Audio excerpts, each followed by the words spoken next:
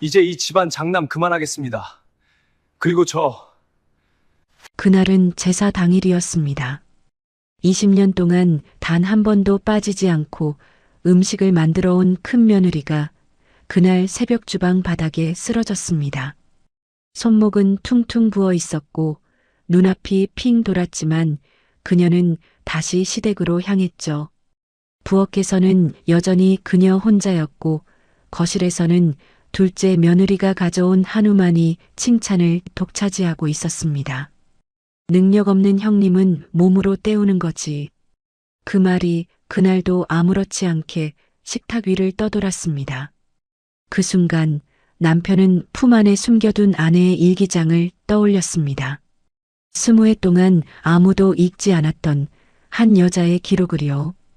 그리고 그때 남편은 더 이상 참지 않기로 결심합니다. 그는 왜 제사상 앞에서 멈춰 서게 된 걸까요? 그리고 무슨 말을 하려는 걸까요? 인생별 사연에 방문해주셔서 감사합니다. 사연 시작 전 구독과 좋아요 부탁드리고 지금 어디서 듣고 계신지 댓글로 남겨주시면 행복한 기운이 그곳으로 전해지도록 마음 쓰겠습니다. 그럼 오늘의 이야기 시작하겠습니다. 새벽 3시 아파트 단지 전체가 깊은 잠에 빠져 있었습니다. 가로등 불빛만이 텅 빈 주차장을 쓸쓸하게 비추고 있었지요. 하지만 유독 한 집의 주방에서만 희미한 불빛이 새어나오고 있었어요. 환풍기 돌아가는 웅웅거리는 소리, 그리고 기름이 치직거리며 튀는 소리가 고요한 새벽 공기를 가르고 있었습니다. 지영은 가스레인지 앞에 서서 쉴 틈 없이 전을 부치고 있었어요. 프라이팬 위에서 노릇노릇하게 익어가는 동태전을 뒤집는 그녀의 손목에는 낡은 보호대가 감겨 있었습니다. 이마에는 굵은 땀방울이 송골송골 맺혀 있었고 눈 밑에는 며칠째 잠을 제대로 못 잔 사람 특유의 짙은 그림자가 드리워져 있었지요. 이번 달은 유난히 제사가 많았습니다.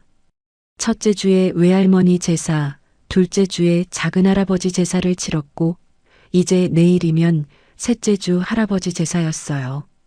1년에 10번이 넘는 제사 중에서도 이렇게 한 달에 3번이나 몰린 적은 처음이었습니다.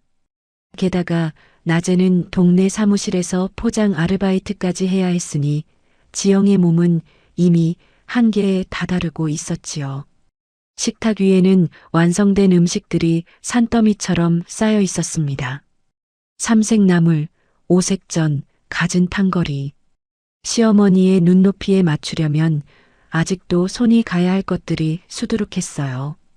지영은 잠시 손을 멈추고 벽에 걸린 시계를 바라보았습니다. 새벽 3시 반.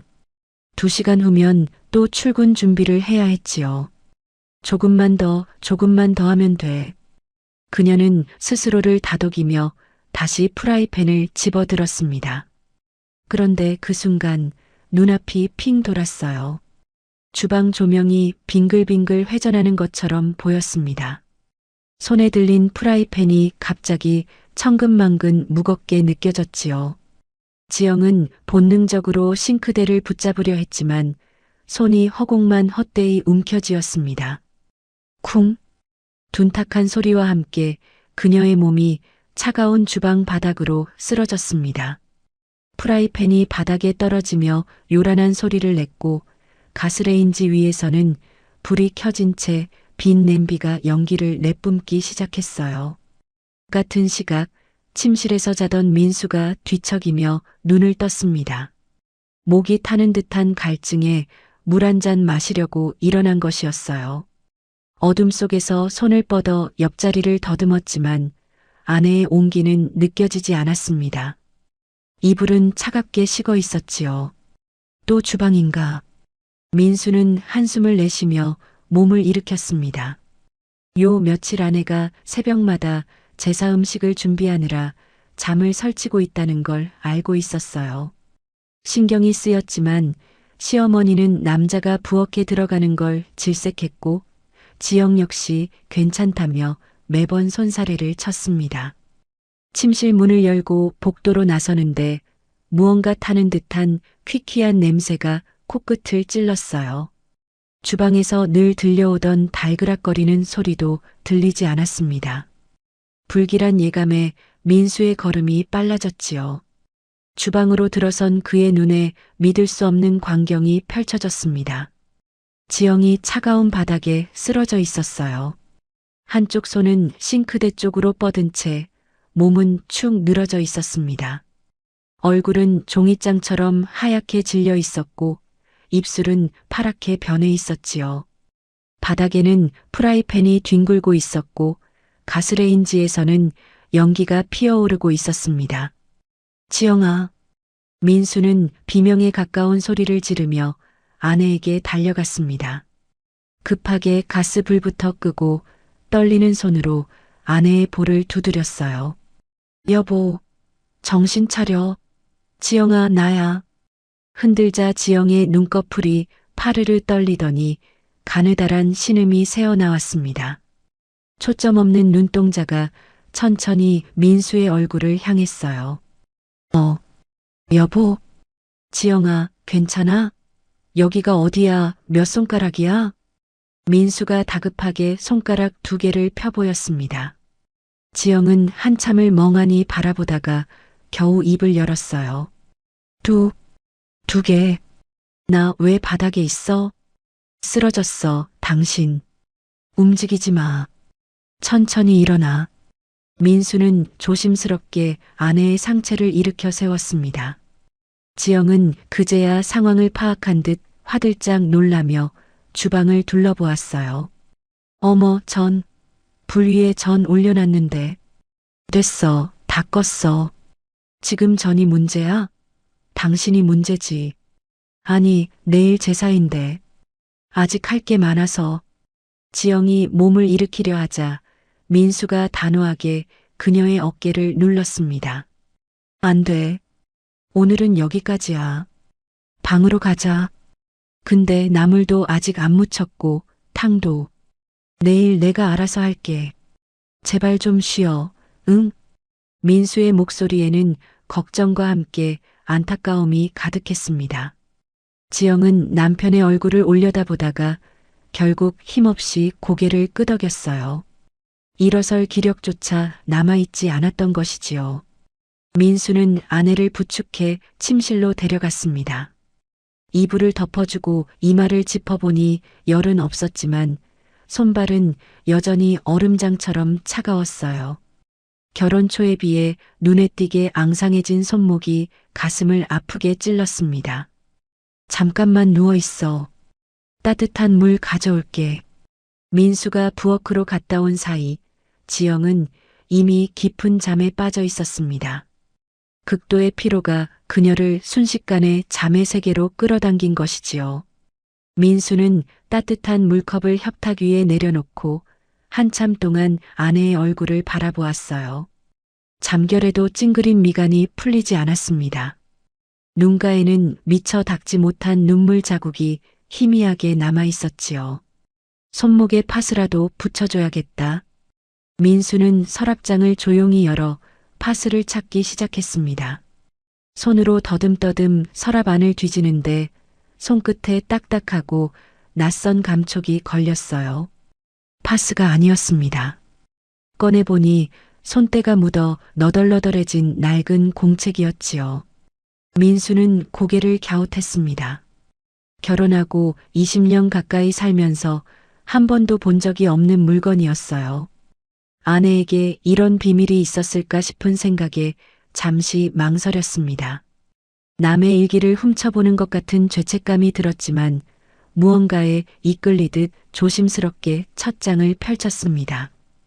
2월 3일. 오늘도 손목이 끊어질 듯 아프다.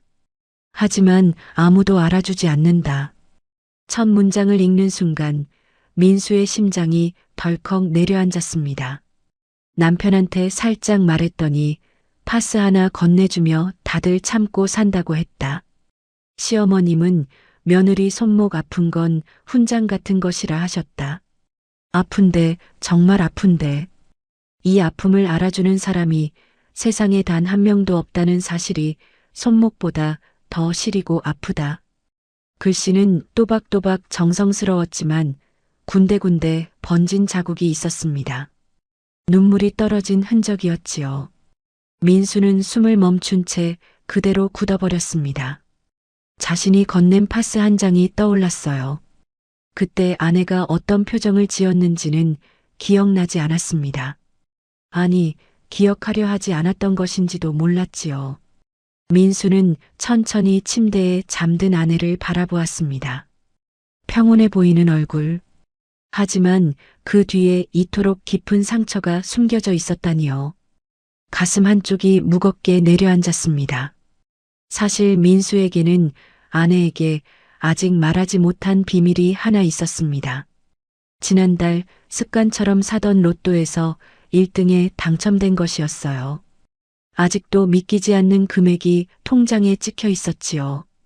그는 이번 제사 때 가족들에게 이 사실을 알리고 당첨금을 나눌 생각이었습니다.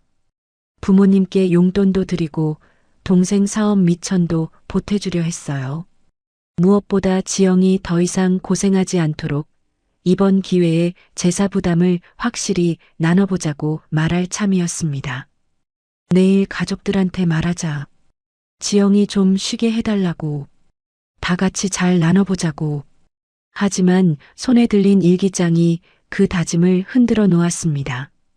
민수는 다시 일기장으로 시선을 돌렸어요. 떨리는 손으로 다음 장을 넘겼습니다. 밤은 아직 깊었고 그의 긴 밤은 이제 막 시작되고 있었습니다. 민수는 잠든 아내 곁에 앉아 밤새 일기장을 읽어 내려갔습니다. 창밖으로 어둠이 조금씩 걷히고 있었지만 그의 얼굴은 오히려 점점 더 어둡게 변해갔어요. 한 장 한 장 페이지를 넘길 때마다 심장이 조여오는 듯 했습니다. 아내가 20년 가까이 홀로 삼켜온 눈물의 무게가 손끝을 통해 고스란히 전해져 왔지요. 일기장 중간쯤에는 사진 한 장이 끼워져 있었습니다.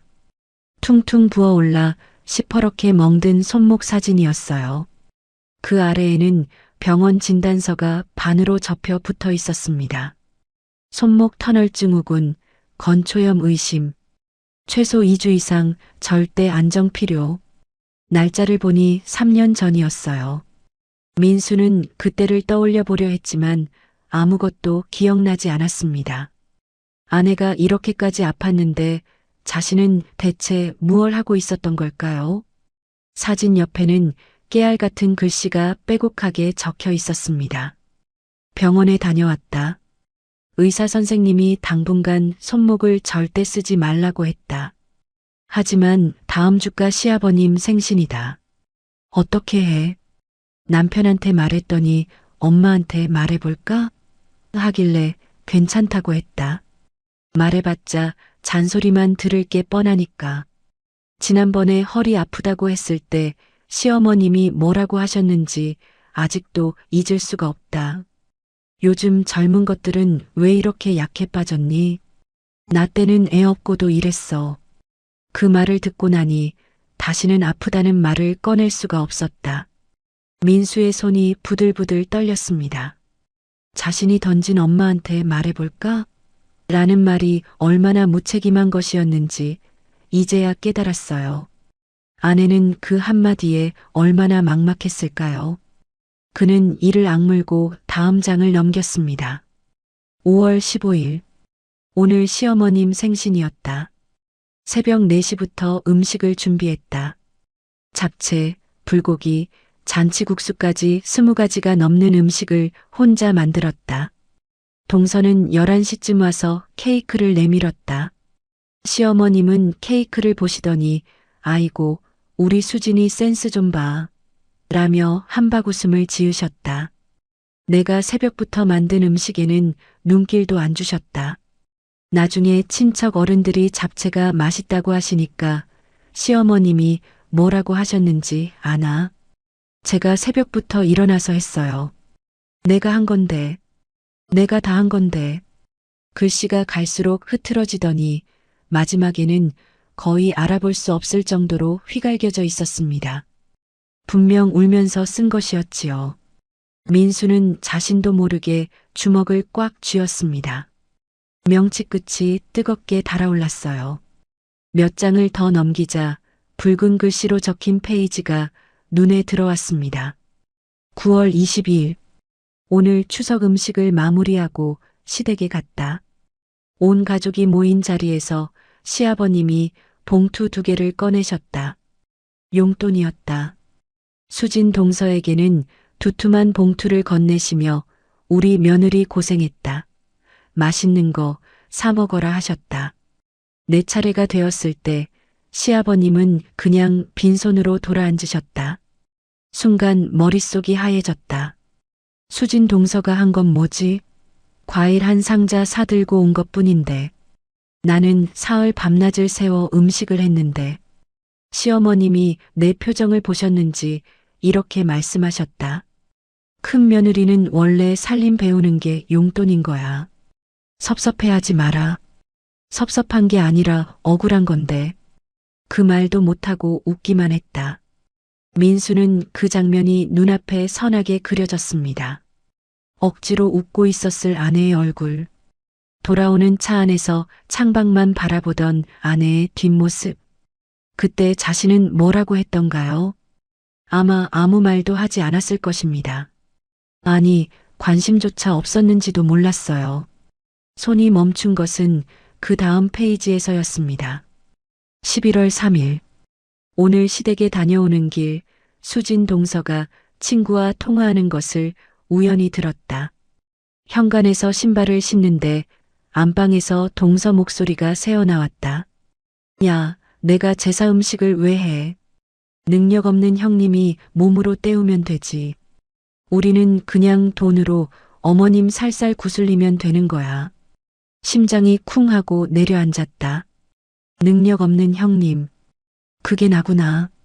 내가 피땀 흘려 일하는 게 누군가에게는 그냥 능력 없음의 증거인 거구나. 몸이 아픈 것보다 그 말이 더 깊이 찔렸다. 민수의 눈동자가 싸늘하게 가라앉았습니다. 수진. 늘 형님, 형님하며 싹싹하게 굴던 재수씨. 명절마다 웃는 얼굴로 인사하던 그 얼굴 뒤에 이런 생각이 숨어 있었다니요. 그리고 그 말의 대상이 바로 자신의 아내라는 사실에 분노가 치밀어 올랐습니다. 문득 다른 기억들도 떠올랐어요. 작년에 아버지가 동생 민철에게 아파트 전세금 2억을 보태주었습니다. 민수가 형편이 어려워 학원비라도 보태달라고 조심스럽게 말했을 때 아버지는 뭐라고 했던가요? 장남이 부모한테 손 벌리는 거 아니다. 내가 부모를 도와야지. 같은 아들인데 왜 이렇게 다른 걸까요? 민수는 일기장을 덮고 창밖을 바라보았습니다. 어느새 동이 트고 있었어요. 뿌연 새벽빛이 방 안으로 스며들었지만 그의 마음은 여전히 어둠 속에 있었습니다. 옆에서 지영이 작게 신음하며 뒤척였어요. 민수는 조용히 아내의 손을 잡았습니다. 보호대 틈으로 드러난 손목은 여전히 퉁퉁 부어 있었지요. 이 고통의 값을 어떻게 매길 수 있을까? 20년 동안 아내가 바친 것들을 누군가는 알아줘야 하는 거 아닌가? 민수의 눈에 무언가 단단한 결심이 서렸습니다. 그는 서랍에서 빈 봉투 하나를 꺼내 품 안에 넣었어요. 아직은 아무것도 정해지지 않았지만 마음 한구석에서 뭔가가 움직이기 시작했습니다. 오전 10시 민수는 지영을 부축해 집 근처 병원을 찾았습니다. 대기실 의자에 앉아 있는 동안 지영은 연신 시계만 바라보았어요. 여보, 나 괜찮아. 그냥 좀 피곤했던 것뿐이야. 빨리 집에 가서 음식마저 해야 해. 아침에 쓰러진 사람이 괜찮긴 뭐가 괜찮아. 일단 검사부터 받아. 그래도 오늘 저녁에 제사인데. 제사보다 당신이 더 중요해. 민수의 단호한 말에 지영은 입을 다물었습니다.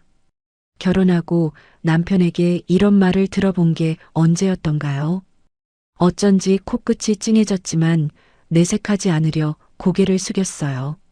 잠시 후 진료실로 들어간 두 사람 앞에서 의사가 심각한 표정으로 입을 열었습니다. 심한 과로에 영양결핍, 수면 부족까지 겹쳤네요. 손목 터널 증후군도 많이 진행됐고요. 솔직히 말씀드리면 이 상태로 계속 무리하시면 쓰러지는 정도로 안 끝나요. 의사는 안경을 고쳤으며 두 사람을 번갈아 보았습니다. 최소 일주일은 절대 안정이 필요합니다. 집안일은 물론이고 무거운 것 절대 들면 안 돼요. 남편분 단단히 챙기셔야 합니다. 네, 선생님. 명심하겠습니다. 민수가 고개를 깊이 숙였습니다. 옆에서 지영이 불안한 얼굴로 입술만 달싹였어요. 일주일이라니. 오늘 제사에 이번 주 내로 또 친척 모임이 잡혀 있는데 시어머니가 뭐라고 하실까 생각만 해도 앞이 캄캄했지요. 병원을 나서는 두 사람의 발걸음은 무거웠습니다. 지영은 내내 고개를 숙인 채 말이 없었어요. 민수가 조심스럽게 아내의 손을 잡았습니다. 오늘 제사는 내가 어머니한테 말해볼게. 당신 좀 쉬게 해달라고. 그래봤자 소용없어요. 어머니 성격 알잖아. 그래도 말은 해봐야지. 이번엔 진짜로. 민수의 목소리에는 전에 없던 단단함이 묻어 있었습니다. 지영이 고개를 들어 남편을 바라보았어요. 무언가 달라 보였지만 뭐가 달라진 건지는 알 수 없었지요. 바로 그때 민수의 주머니에서 요란한 벨소리가 울렸습니다. 화면에 뜬 어머니라는 세 글자에 그의 얼굴이 굳어졌어요. 잠시 망설이다 통화 버튼을 눌렀습니다. 어머니, 너 지금 어디야? 지영이는 전화도 안 받고 집에 갔더니 아무도 없고 부엌은 난리가 났던데. 뭐 하는 거야 대체? 수화기 너머로 시어머니의 날카로운 목소리가 쏟아져 나왔습니다. 어머니, 저희 지금 병원이에요. 지영이가 새벽에 쓰러져서. 뭐? 또 쓰러져? 맨날 쓰러지네. 그래서 제사 음식은 누가 해? 민수의 눈썹이 미세하게 떨렸습니다. 지영이가 많이 안 좋아요. 의사 선생님이 당분간 절대 안정이 필요하다고. 아이고, 지영이 아니면 누가 음식을 하니? 뭘 했다고 쓰러져. 꾀병 부리지 말고 당장 와서 음식해. 민수는 수화기를 쥔 손에 힘을 주었습니다. 옆에서 지영이 불안한 눈으로 그를 올려다보고 있었어요. 그는 깊이 숨을 들이쉬더니 나지막하지만 단호한 목소리로 말했습니다. 어머니, 지영이 진짜 쓰러졌어요. 이번 제사는 좀 다르게 하면 안 될까요? 전화기 너머로 잠시 정적이 흘렀습니다. 폭풍 전의 고요함처럼 느껴지는 침묵이었지요. 전화기 너머로 흐르던 정적이 깨진 것은 불과 몇 초 후였습니다. 시어머니의 목소리가 수화기를 뚫고 나올 듯이 터져 나왔어요. 뭐, 다르게 해? 내가 지금 무슨 소리를 하는 거야? 조상님 제사를 다르게 지내? 어머니, 지영이가 정말 많이 아파요. 의사 선생님이 최소 일주일은 절대 안정이 필요하다고. 의사가 뭘 알아? 요즘 의사들은 괜히 겁주고 돈 뜯어내려고 그러는 거야. 지영이는 맨날 아프다고 하더니 이번엔 의사까지 끌어들이는 거냐? 민수는 치밀어 오르는 분노를 억지로 삼켰습니다. 새벽에 주방 바닥에 쓰러져 있던 아내의 모습이 아른거렸어요. 창백한 얼굴, 파랗게 질린 입술. 그게 꾀병으로 보인다는 말입니까? 어머니, 이번만 음식을 좀 나눠서 하면 안 될까요? 재수 씨한테 부탁하거나. 수진이? 수진이는 바쁜 애야.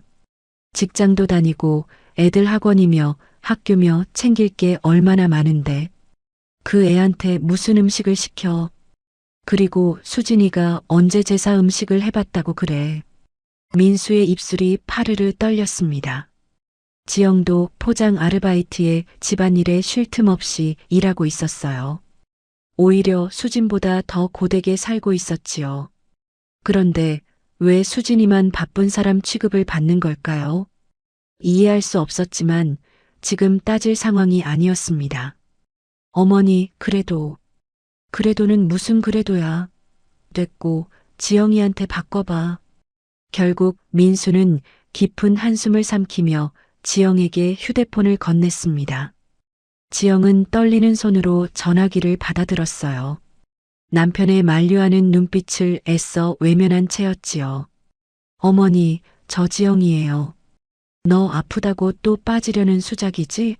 20회를 봤으면 내가 널 모를 줄 알아?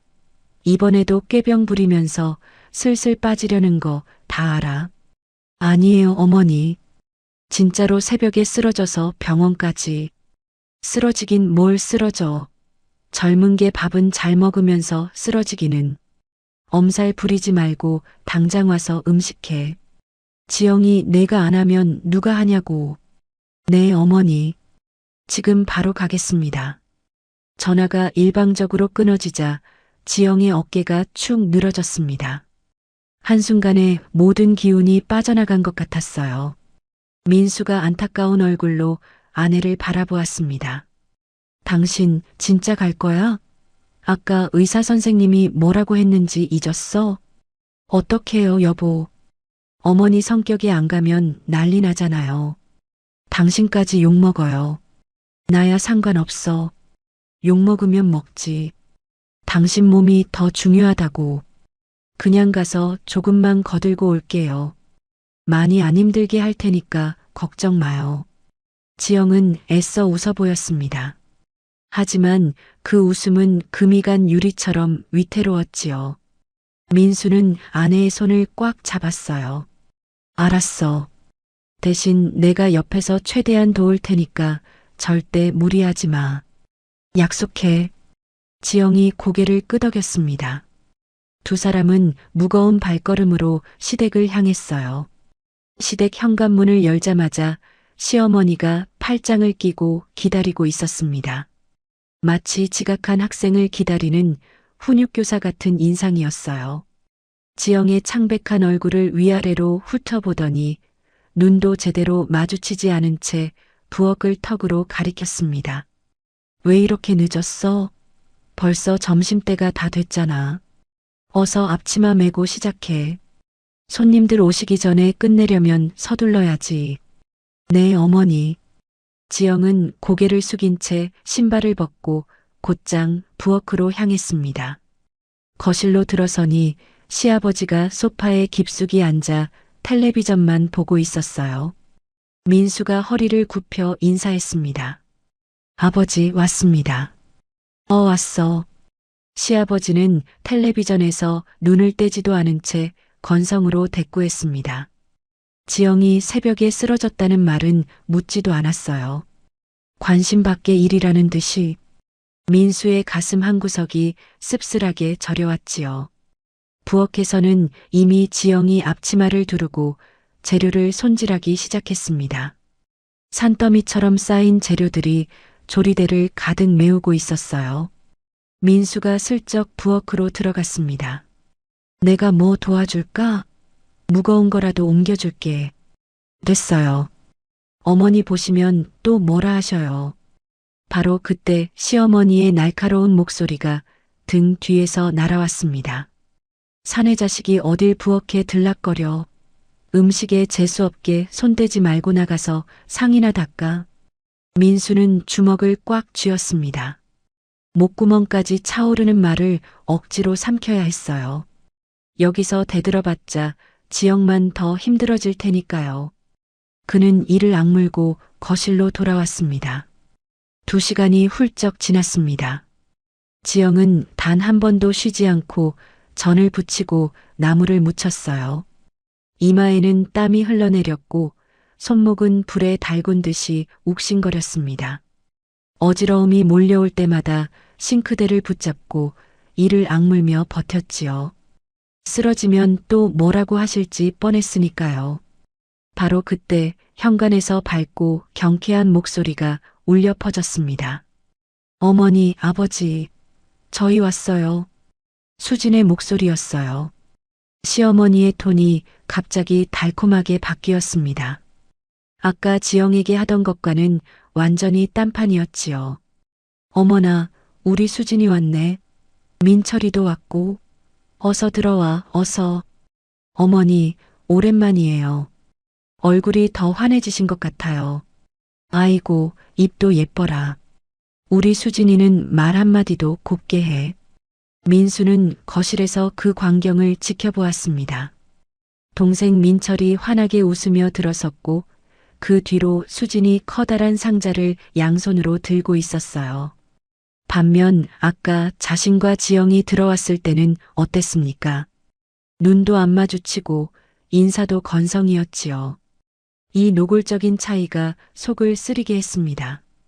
수진이 거실로 들어서며 상자를 공손히 내밀었습니다. 어머니, 이거 저희가 정성껏 준비했어요. 횡성 한우 최고급 세트로 가져왔습니다. 세상에, 이게 웬 귀한 거야. 우리 수진이밖에 없어, 정말. 시어머니가 감탄하며 상자를 열었습니다. 선홍빛 한우가 고급스러운 포장 안에서 반짝이고 있었어요. 시아버지도 텔레비전에서 눈을 떼고 자리에서 일어났지요. 허허, 이거 좋은 거네. 둘째 며느리 덕에 호강한다. 호강해. 민철이 부엌 쪽을 힐끗 보며 말했어요. 형수님은 또 음식하세요? 아까부터 안 쉬시고. 원래 제사 음식은 큰 며느리가 하는 거야. 우리가 괜히 손 떼면 오히려 망치지. 수진이 너스레를 떨며 소파에 편히 앉았습니다. 시어머니가 맞장구 쳤어요. 그래, 지영이가 그거 하나는 손이 빨라. 수진이는 여기 앉아서 쉬어. 오느라 힘들었지? 민수의 눈에 차가운 빛이 스쳤습니다. 지영은 새벽부터 쓰러질 때까지 일했어요. 병원 다녀와서도 쉬지 못하고 또 일하고 있고요. 그런데 수진은 한우 상자 하나 들고 왔다고 힘들었지? 입니까? 수진이 시어머니에게 밝은 표정으로 말했습니다. 어머니, 요즘 우리 신랑이 회사에서 인정받고 있어요. 부장님이 다음 승진 때 꼭 추천해 주신다고 하셨대요. 아이고, 역시 우리 민철이는 어릴 때부터 달랐어. 시어머니가 흐뭇하게 웃더니 슬쩍 민수를 쳐다보았어요. 큰애는 아직도 그 중소기업 다니지? 언제 승진하려나 모르겠네. 그 말이 비수처럼 꽂혔습니다. 민수도 열심히 살고 있었어요. 그런데 왜 항상 비교당해야 할까요? 1시간 후 드디어 모든 음식이 완성되었습니다. 지영이 마지막 접시를 내려놓으며 이마에 땀을 훔쳤어요. 삼색나물, 오색전, 갈비찜, 탕까지 20가지가 넘는 음식이 빼곡하게 상을 채웠습니다. 시어머니가 느릿느릿 부엌으로 들어와 음식들을 훑어보았어요. 지영의 가슴이 두근거렸습니다. 제발 이번엔 한마디라도 따뜻한 말을 해주세요. 고생했다. 단 3글자였습니다. 그마저도 허공을 보며 툭 던진 말이었어요. 시어머니는 곧장 거실로 가서 한우 상자를 두 손으로 받쳐들었습니다. 이걸 제사상 제일 좋은 자리에 올려야겠다. 역시 우리 수진이 효심이 깊어. 지영의 눈앞이 아득해졌습니다. 새벽부터 피땀 흘려 만든 20가지 음식에는 고생했다 3글자. 한우 상자 하나에는 넘치는 칭찬. 눈시울이 뜨거워졌지만 이를 악물고 참았어요. 민수가 부엌 입구에 선 아내를 바라보았습니다. 멍하니 바닥을 응시하는 지영. 눈가에 눈물이 그렁그렁 맺혀 있었어요. 민수의 주먹이 저도 모르게 꽉 쥐어졌습니다. 조금만 더 참자. 때가 올 거야. 품 안의 봉투가 묵직하게 느껴졌습니다. 폭풍 전의 고요함이 집안을 짓누르고 있었어요. 제사상이 차려지기 시작했습니다. 거실 한가운데 놓인 큰 상 위로 지영이 만든 음식들이 하나씩 올라갔어요. 삼색나물, 오색전, 갈비찜, 삼탕. 새벽부터 10시간 넘게 공들인 정성이 가지런히 놓였습니다. 지영은 마지막 접시를 올리며 조심스럽게 상차림을 살폈어요. 위치가 흐트러진 건 없는지, 색이 바랜 건 없는지, 빠뜨린 건 없는지. 시어머니의 날카로운 잔소리가 두려워 몇 번이고 확인하고 또 확인했지요.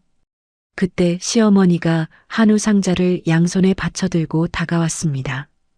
그녀는 아무런 망설임도 없이 지영이 정성껏 붙여놓은 육전 접시를 옆으로 밀어냈어요. 마치 하찮은 물건을 치우듯이.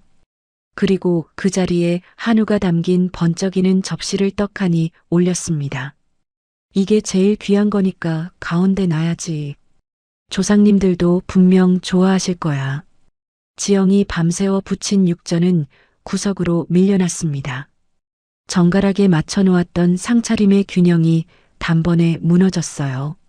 지영의 손끝이 미세하게 떨렸지만 아무 말도 할 수 없었습니다. 아니, 할 말이 없었습니다. 수진이 소파에서 느긋하게 일어나 제사상 앞으로 다가왔어요. 한우가 놓인 자리를 흐뭇하게 바라보며 민철에게 말했습니다. 여보, 내가 잘 골랐지? 역시 좋은 건 한눈에 티가 나네. 당연하지. 당신 눈이 어떤 눈인데. 비싼 값 했네. 민철이 으쓱하며 대꾸했습니다. 시어머니가 감탄하듯 한우를 바라보며 연신 고개를 끄덕였어요. 정말 이쁘다 이거. 색깔 좀 봐.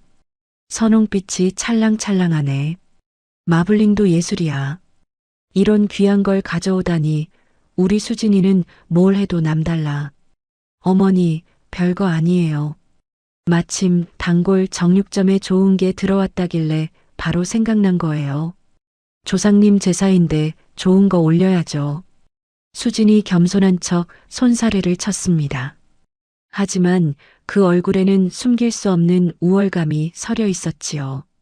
시아버지도 흐뭇한 표정으로 거들었어요. 역시 우리 집엔 며느리 복이 있어. 둘째가 이렇게 알뜰하고 센스 있으니 노후가 든든하지. 그 말에 민수의 눈썹이 미세하게 꿈틀했습니다. 둘째가 알뜰하다고요?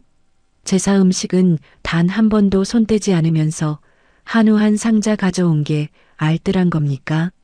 20해 동안 모든 명절과 제사를 도맡아 한 건 지영인데요. 새벽부터 밤까지 부엌에서 허리 한 번 못 펴고 일한 건 지영인데요. 제사상 앞에 가족들이 하나둘 모여들었습니다. 다들 상 위에 놓인 음식들을 훑어보았어요. 하지만 시선이 머무는 곳은 하나같이 한우뿐이었습니다. 와, 한우 진짜 대단하다. 이 마블링 좀 봐. 입에서 녹겠네. 민철이 감탄했습니다. 수진이 어깨를 으쓱하며 받았어요. 그렇지? 제일 좋은 등급으로 골랐어. 가격은 좀 나갔지만 조상님께 올리는 건데 아끼면 안 되잖아. 1년에 몇 번이나 한다고. 시어머니가 연신 고개를 끄덕이며 맞장구 쳤습니다. 그래, 그게 바로 진짜 정성이야. 돈이 아깝다고 싼 거 사오면 그게 무슨 제사겠니? 조상님이 뭘로 보시겠어? 지영의 얼굴에서 핏기가 싹 빠져나갔습니다. 싼 거라니요. 자신도 가장 좋은 재료를 사려고 시장을 몇 바퀴나 돌았어요. 생활비 쪼개고 또 쪼개서 장을 본 건데요. 발품 팔아 싸고 좋은 재료를 고른 건데요. 그건 정성이 아니란 말입니까? 돈을 쓰는 것만 정성입니까? 형수님 음식도 맛있어 보여요. 민철이 뒤늦게 한마디 건넸습니다. 하지만 그의 눈은 여전히 한우에 꽂혀 있었어요. 의례적인 말이라는 게 누가 봐도 티가 났지요. 시어머니가 피식 웃으며 받았습니다. 지영이야, 뭐 원래 손이 빠르잖아. 하긴 매년 해왔으니 이 정도는 기본이지. 안 그래? 기본. 그 단어가 지영의 가슴에 비수처럼 박혔습니다. 새벽부터 쓰러질 때까지 만든 음식이 고작 기본이라니요. 당연히 해야 할 일이라니요. 그렇다면 한우 한 상자는 뭡니까? 왜 그건 특별한 정성이고 자신이 한 건 기본입니까? 눈시울이 뜨거워지는 걸 느끼며 지영은 고개를 푹 숙였어요. 민수가 아내의 떨리는 어깨를 바라보았습니다. 입술을 깨물며 참으려 애쓰는 모습이 너무나 안쓰러웠어요. 그는 더 이상 가만히 있을 수가 없어서 용기를 내어 입을 열었습니다. 어머니, 그래도 지영이가 밤새 고생 많이 했어요. 새벽에 쓰러지고도 여기 와서 이 음식들 전부 혼자 다 만든 거예요. 시어머니의 눈초리가 순간 날카롭게 변했습니다. 그래서 며느리가 제사 음식하는 게 고생이야? 당연히 해야 할 일을 한 것 가지고 무슨 훈장이라도 달라는 거니? 내가 시집와서 시어머니 모시고 제사 지낼 때는 이보다 10배는 더 했어. 그런 뜻이 아니라. 됐어. 쓸데없는 소리 하지 말고 제사 준비나 마저 해. 시간 없어. 괜히 분위기 흐리지 말고. 민수의 말은 그렇게 무참히 잘려나갔습니다. 더 말해봤자 소용없다는 걸 알았어요. 이 집에서 지영의 노력은 언제나 당연한 것이었고 수진의 선물은 언제나 특별한 것이었으니까요. 20해 동안 단 한 번도 바뀐 적이 없었습니다.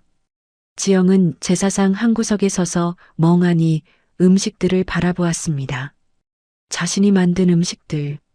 손목이 끊어질 듯 아파도 이를 악물고 참으며 만든 것들. 눈앞이 핑 돌아도 쓰러지지 않으려고 싱크대를 붙잡고 버티며 완성한 것들. 그것들이 한우 한 덩이에 밀려나 구석에 처박혀 있었어요. 마치 이 집에서 자신의 처지와 똑같았습니다. 그때 수진이 슬쩍 다가와 낮은 목소리로 말했어요. 마치 친한 척하듯이. 형님, 너무 힘드시면 말씀하세요. 저희가 다음부터는 그냥 음식 시켜서 할까요? 요즘 제사 음식 배달도 잘 되더라고요.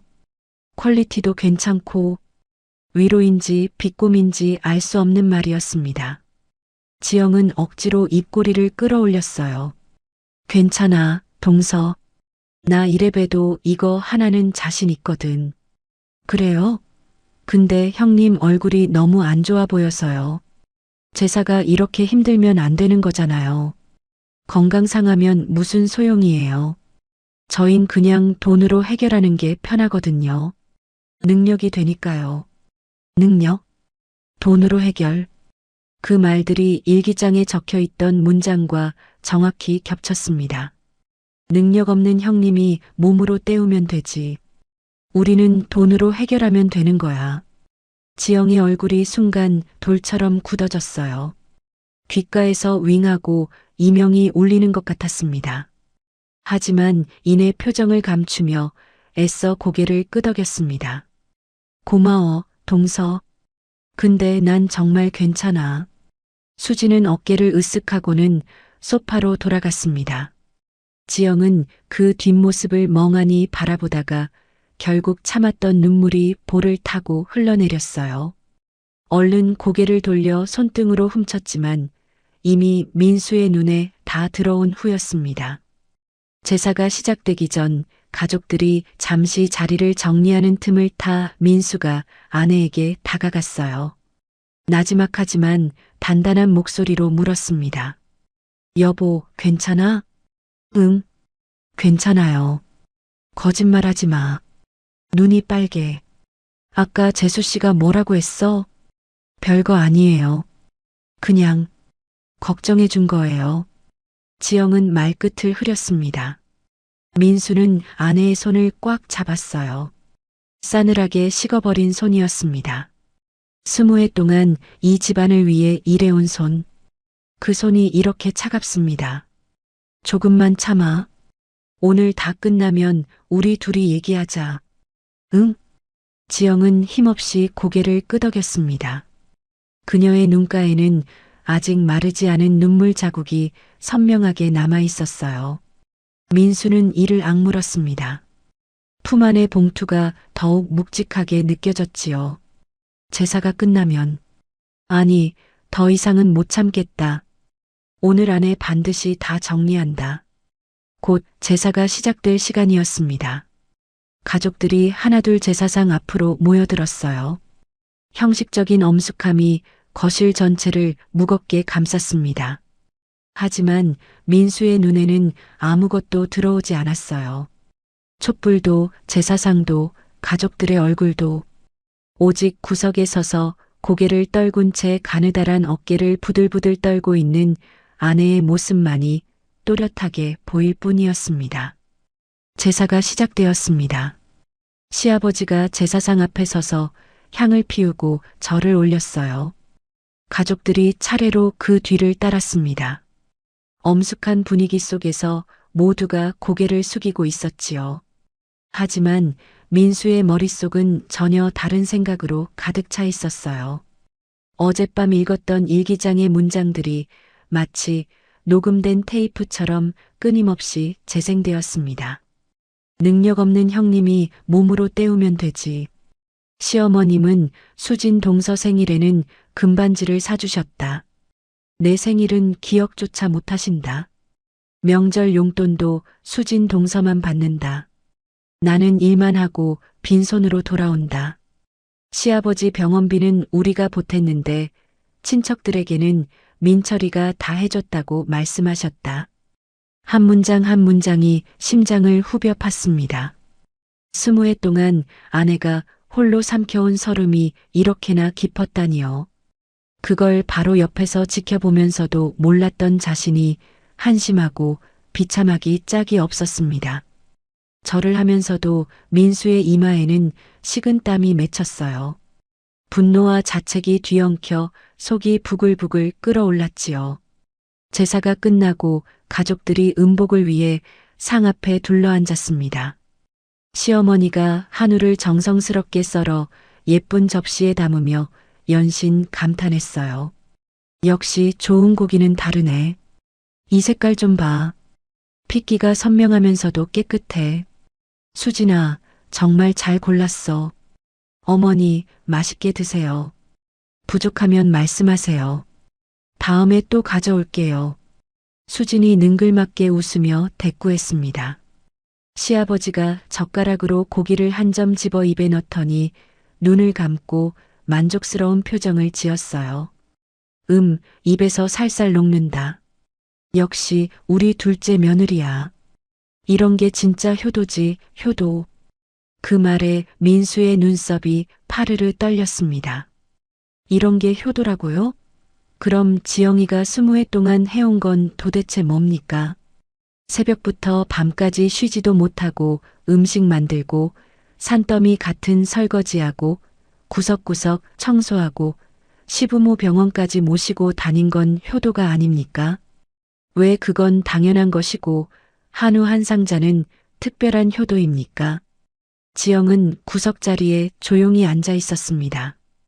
음식에 손도 대지 않은 채 그저 고개만 푹 숙이고 있었어요. 밥 한 숟갈 뜰 기력도 없어 보였습니다. 하지만 아무도 그녀에게 밥 좀 먹으라고 권하지 않았어요. 괜찮냐고 묻는 사람도 없었습니다.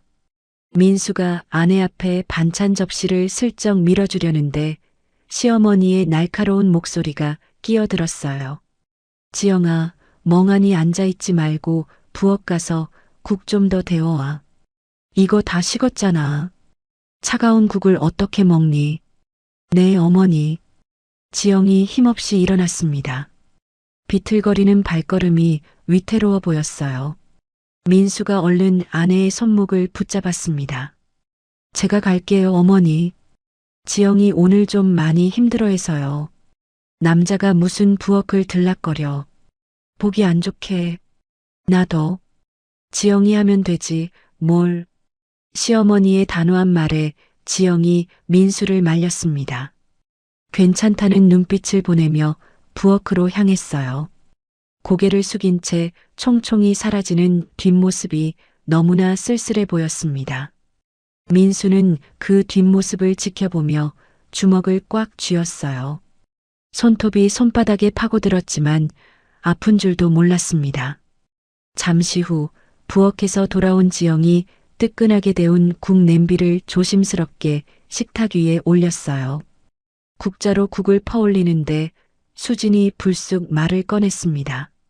참 형님, 저 아까부터 생각해 봤는데요. 다음 제사부터는 진짜 음식 시키는 게 어때요? 형님이 이렇게까지 고생하시는 거 저도 보기 안쓰러워서요. 고마워, 동서. 근데 괜찮아. 에이, 괜찮긴요. 형님 얼굴이 반쪽이 됐는데요. 아까 제사 내내 쓰러질 것처럼 보이셨어요.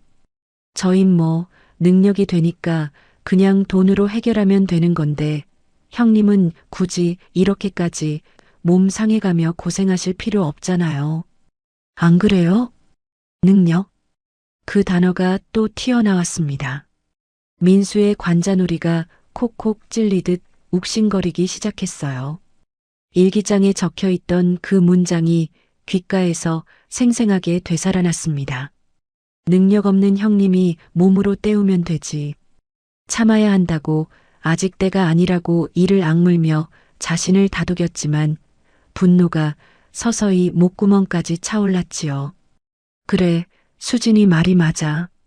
지영아, 너도 좀 똑똑하게 살아. 수진이처럼 무조건 몸으로만 때우려 하지 말고 머리를 써. 시어머니가 수진의 편을 들며 거들었습니다. 지영의 얼굴이 새하얗게 질렸어요. 입술이 파르르 떨렸지만 한마디도 하지 못하고 고개만 더 깊이 숙였습니다. 민수의 심장이 쿵쿵 거칠게 뛰기 시작했어요. 핏줄이 터질 듯 관자놀이가 욱신거렸습니다. 더 이상은 도저히 참을 수가 없었어요. 어머니, 민수가 낮고 가라앉은 목소리로 입을 열었습니다. 갑작스러운 그의 말에 거실에 있던 모든 시선이 일제히 그에게로 쏠렸어요.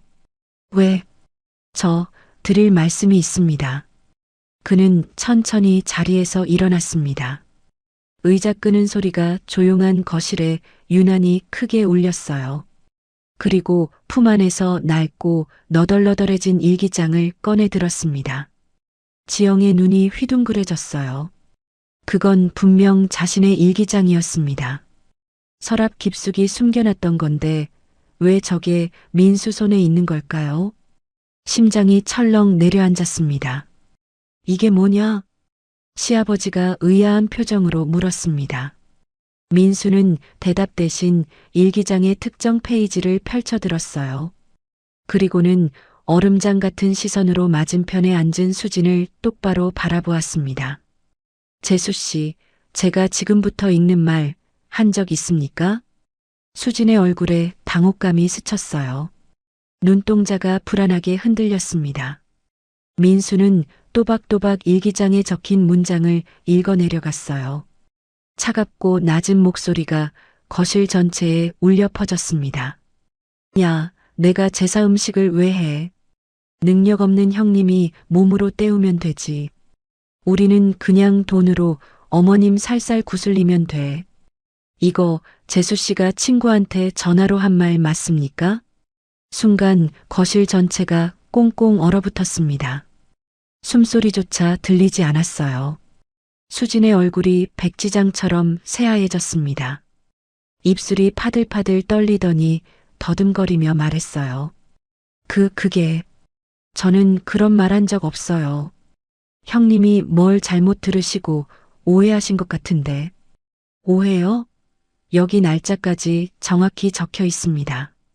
지난달 15일 어머니 생신상 의논하러 모였던 날 저녁 8시.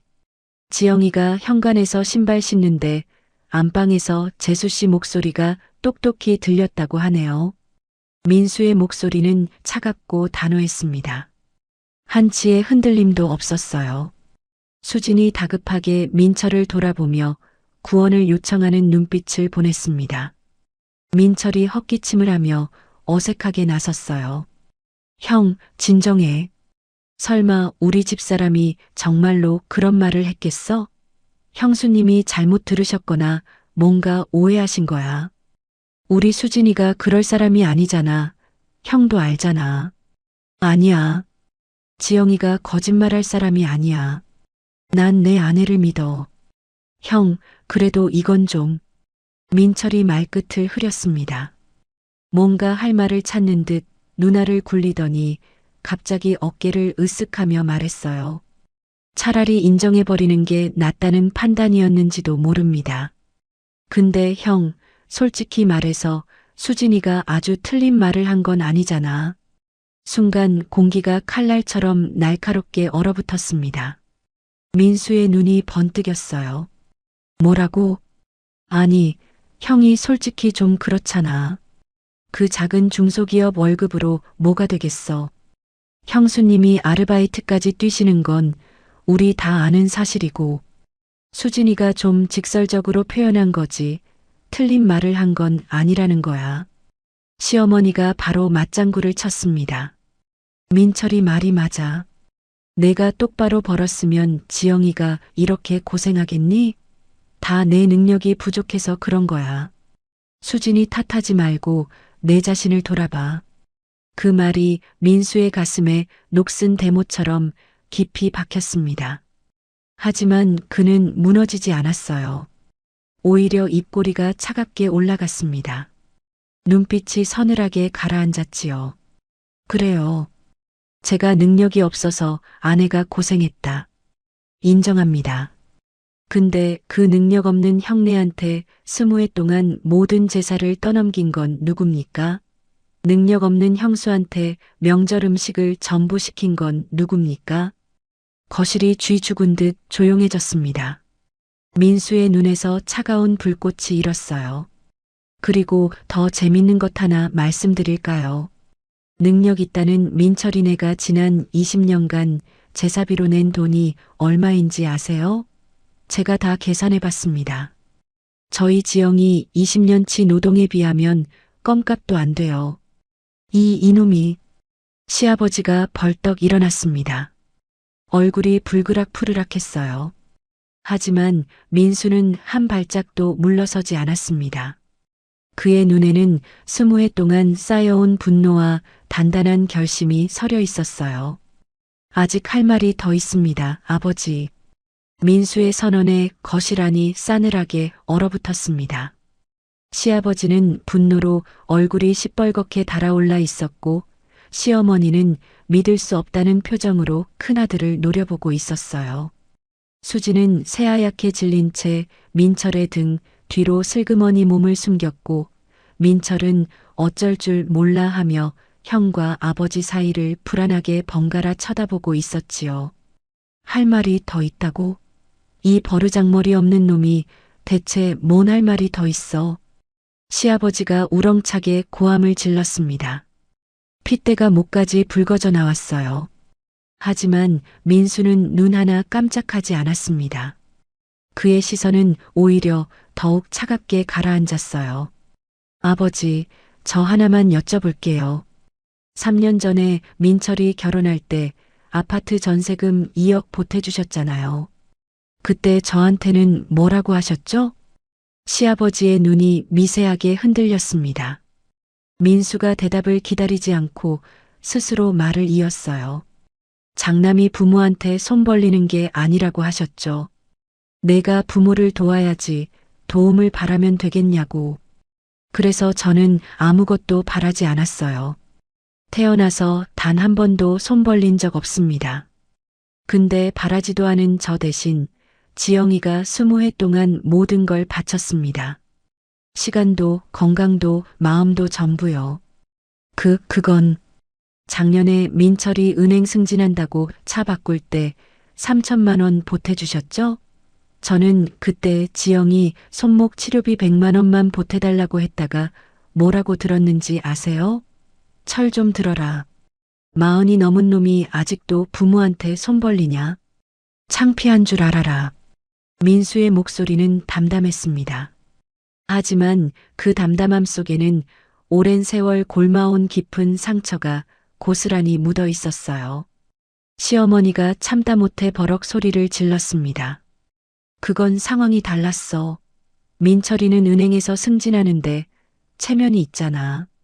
그런 데는 좋은 차를 타고 다녀야 해. 너는? 저는요?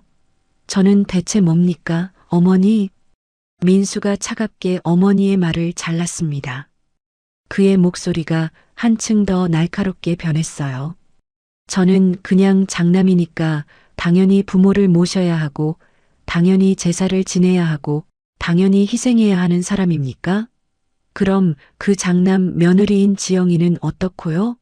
20해 동안 새벽부터 밤까지 뼈 빠지게 일해도 듣는 말이 고작 고생했다. 세 글자뿐입니까? 거실에 무거운 침묵이 내려앉았습니다. 숨소리조차 들리지 않았어요. 아무도 입을 열지 못했습니다. 민수는 천천히 손에 든 일기장을 다시 들어 올렸어요. 여기 다 적혀 있어요. 지영이가 20해 동안 받은 차별이 한 글자도 빠짐없이.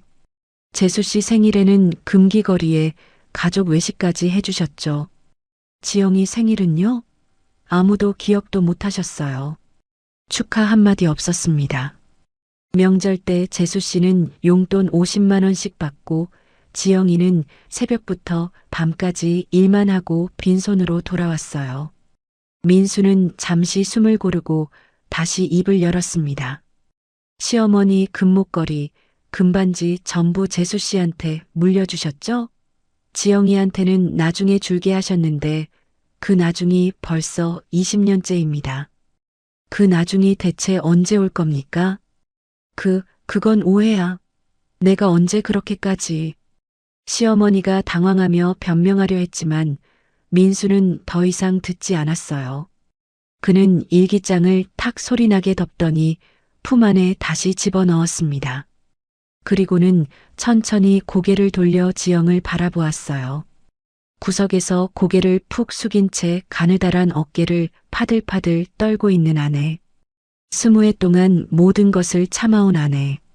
그 모습을 바라보는 순간 민수의 가슴 속에서 무언가가 쿵 하고 크게 무너져 내리는 소리가 들렸습니다. 더 이상은 참을 수 없었어요. 민수는 말없이 자리에서 벌떡 일어났습니다. 그리고 천천히, 아주 천천히 주방을 향해 걸어가기 시작했어요. 그의 발걸음은 무겁지만 단호했습니다. 마치 거대한 짐을 끌고 가는 사람처럼 하지만 그 무엇도 자신을 멈출 수 없다는 것을 아는 사람처럼. 야, 민수야. 어딜 가? 시어머니가 날카롭게 소리쳤지만 민수는 뒤돌아보지 않았습니다. 그의 귀에는 더 이상 아무 소리도 들리지 않았어요. 오직 일기장에 적혀 있던 아내의 절규만이 머릿속에서 메아리처럼 끊임없이 울릴 뿐이었지요. 오늘도 손목이 끊어질 듯 아프다. 하지만 아무도 알아주지 않는다. 내가 밤새워 만든 음식을 시어머니가 자기가 했다고 친척들한테 말씀하셨다. 능력 없는 형님이 몸으로 때우면 되지. 주방으로 들어선 민수의 눈앞에 지영이 밤새 만든 음식들이 쓸쓸하게 놓여 있었습니다. 오색전, 삼색나물, 갈비찜, 탕. 새벽부터 10시간 넘게 금방이라도 쓰러질 것 같은 몸을 억지로 끌고 만든 것들. 손목이 끊어질 듯 아파도 이를 악물고 참으며 완성한 것들. 그것들이 제사상 구석으로 밀려나 찬밥 신세로 방치되어 있었어요. 아무도 거들떠보지 않은 채 민수는 잠시 멈춰 섰습니다. 떨리는 손을 뻗어 가장 큰 쟁반을 조심스럽게 집어들었어요. 오색전이 가지런히 담긴 쟁반이었습니다. 지영이 밤새워 한 장 한 장 정성껏 부친 노릇노릇하게 익은 동태전과 육원전들. 손끝에서 미세한 떨림이 느껴졌어요. 쟁반을 든 손이 부들부들 떨렸습니다. 정말 이래도 되는 걸까? 이렇게까지 해도 되는 걸까? 머릿속에서 잠깐의 망설임이 스쳐 지나갔습니다. 20해 동안 지켜왔던 것들, 부모에 대한 예의, 장남으로서의 체면, 가족 간의 평화.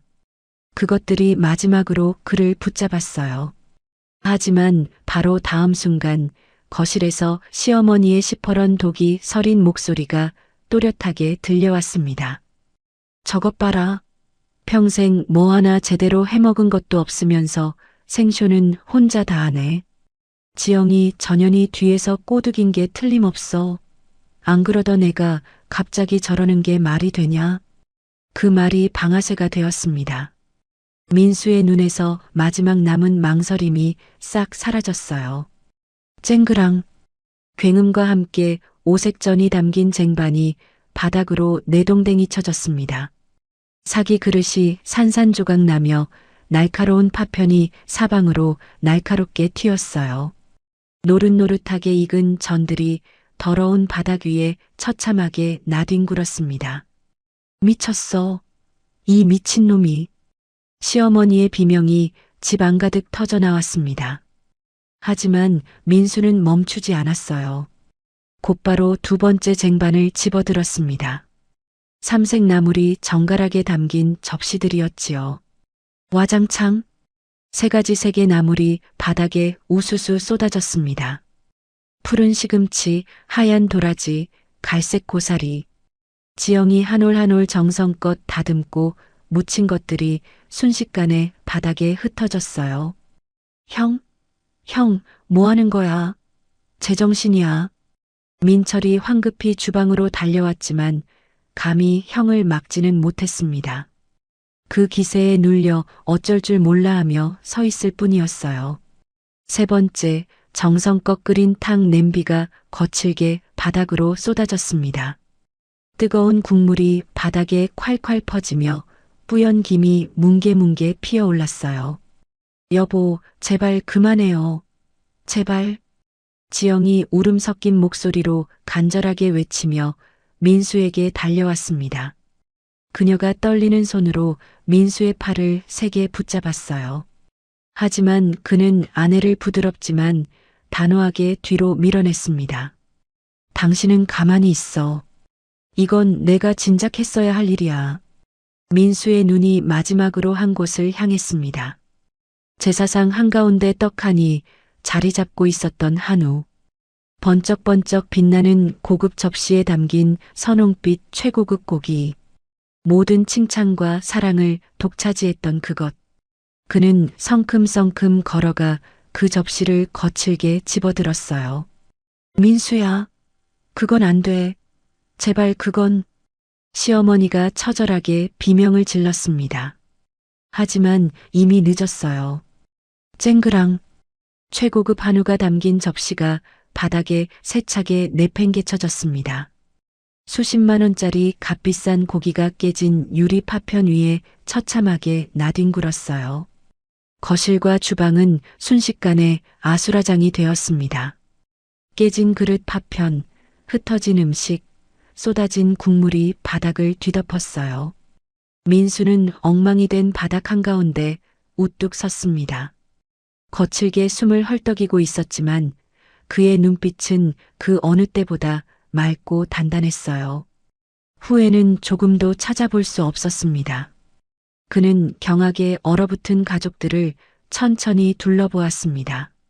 새하얗게 질린 시어머니, 분노로 온몸을 부들부들 떠는 시아버지, 당혹감에 돌처럼 굳어버린 민철과 공포에 질린 수진.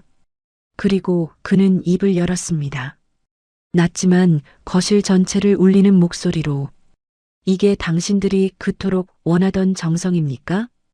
민수의 물음이 아수라장이 된 주방에 메아리 쳤습니다. 아무도 대답하지 못했어요. 바닥에는 깨진 그릇 파편과 짓밟힌 음식들이 처참하게 널려 있었습니다. 20해 동안 쌓여온 분노가 폭발한 잔해였지요. 시어머니가 가장 먼저 정신을 차렸습니다. 그녀는 새하얗게 질린 얼굴로 부들부들 떨며 민수를 향해 손가락질했어요.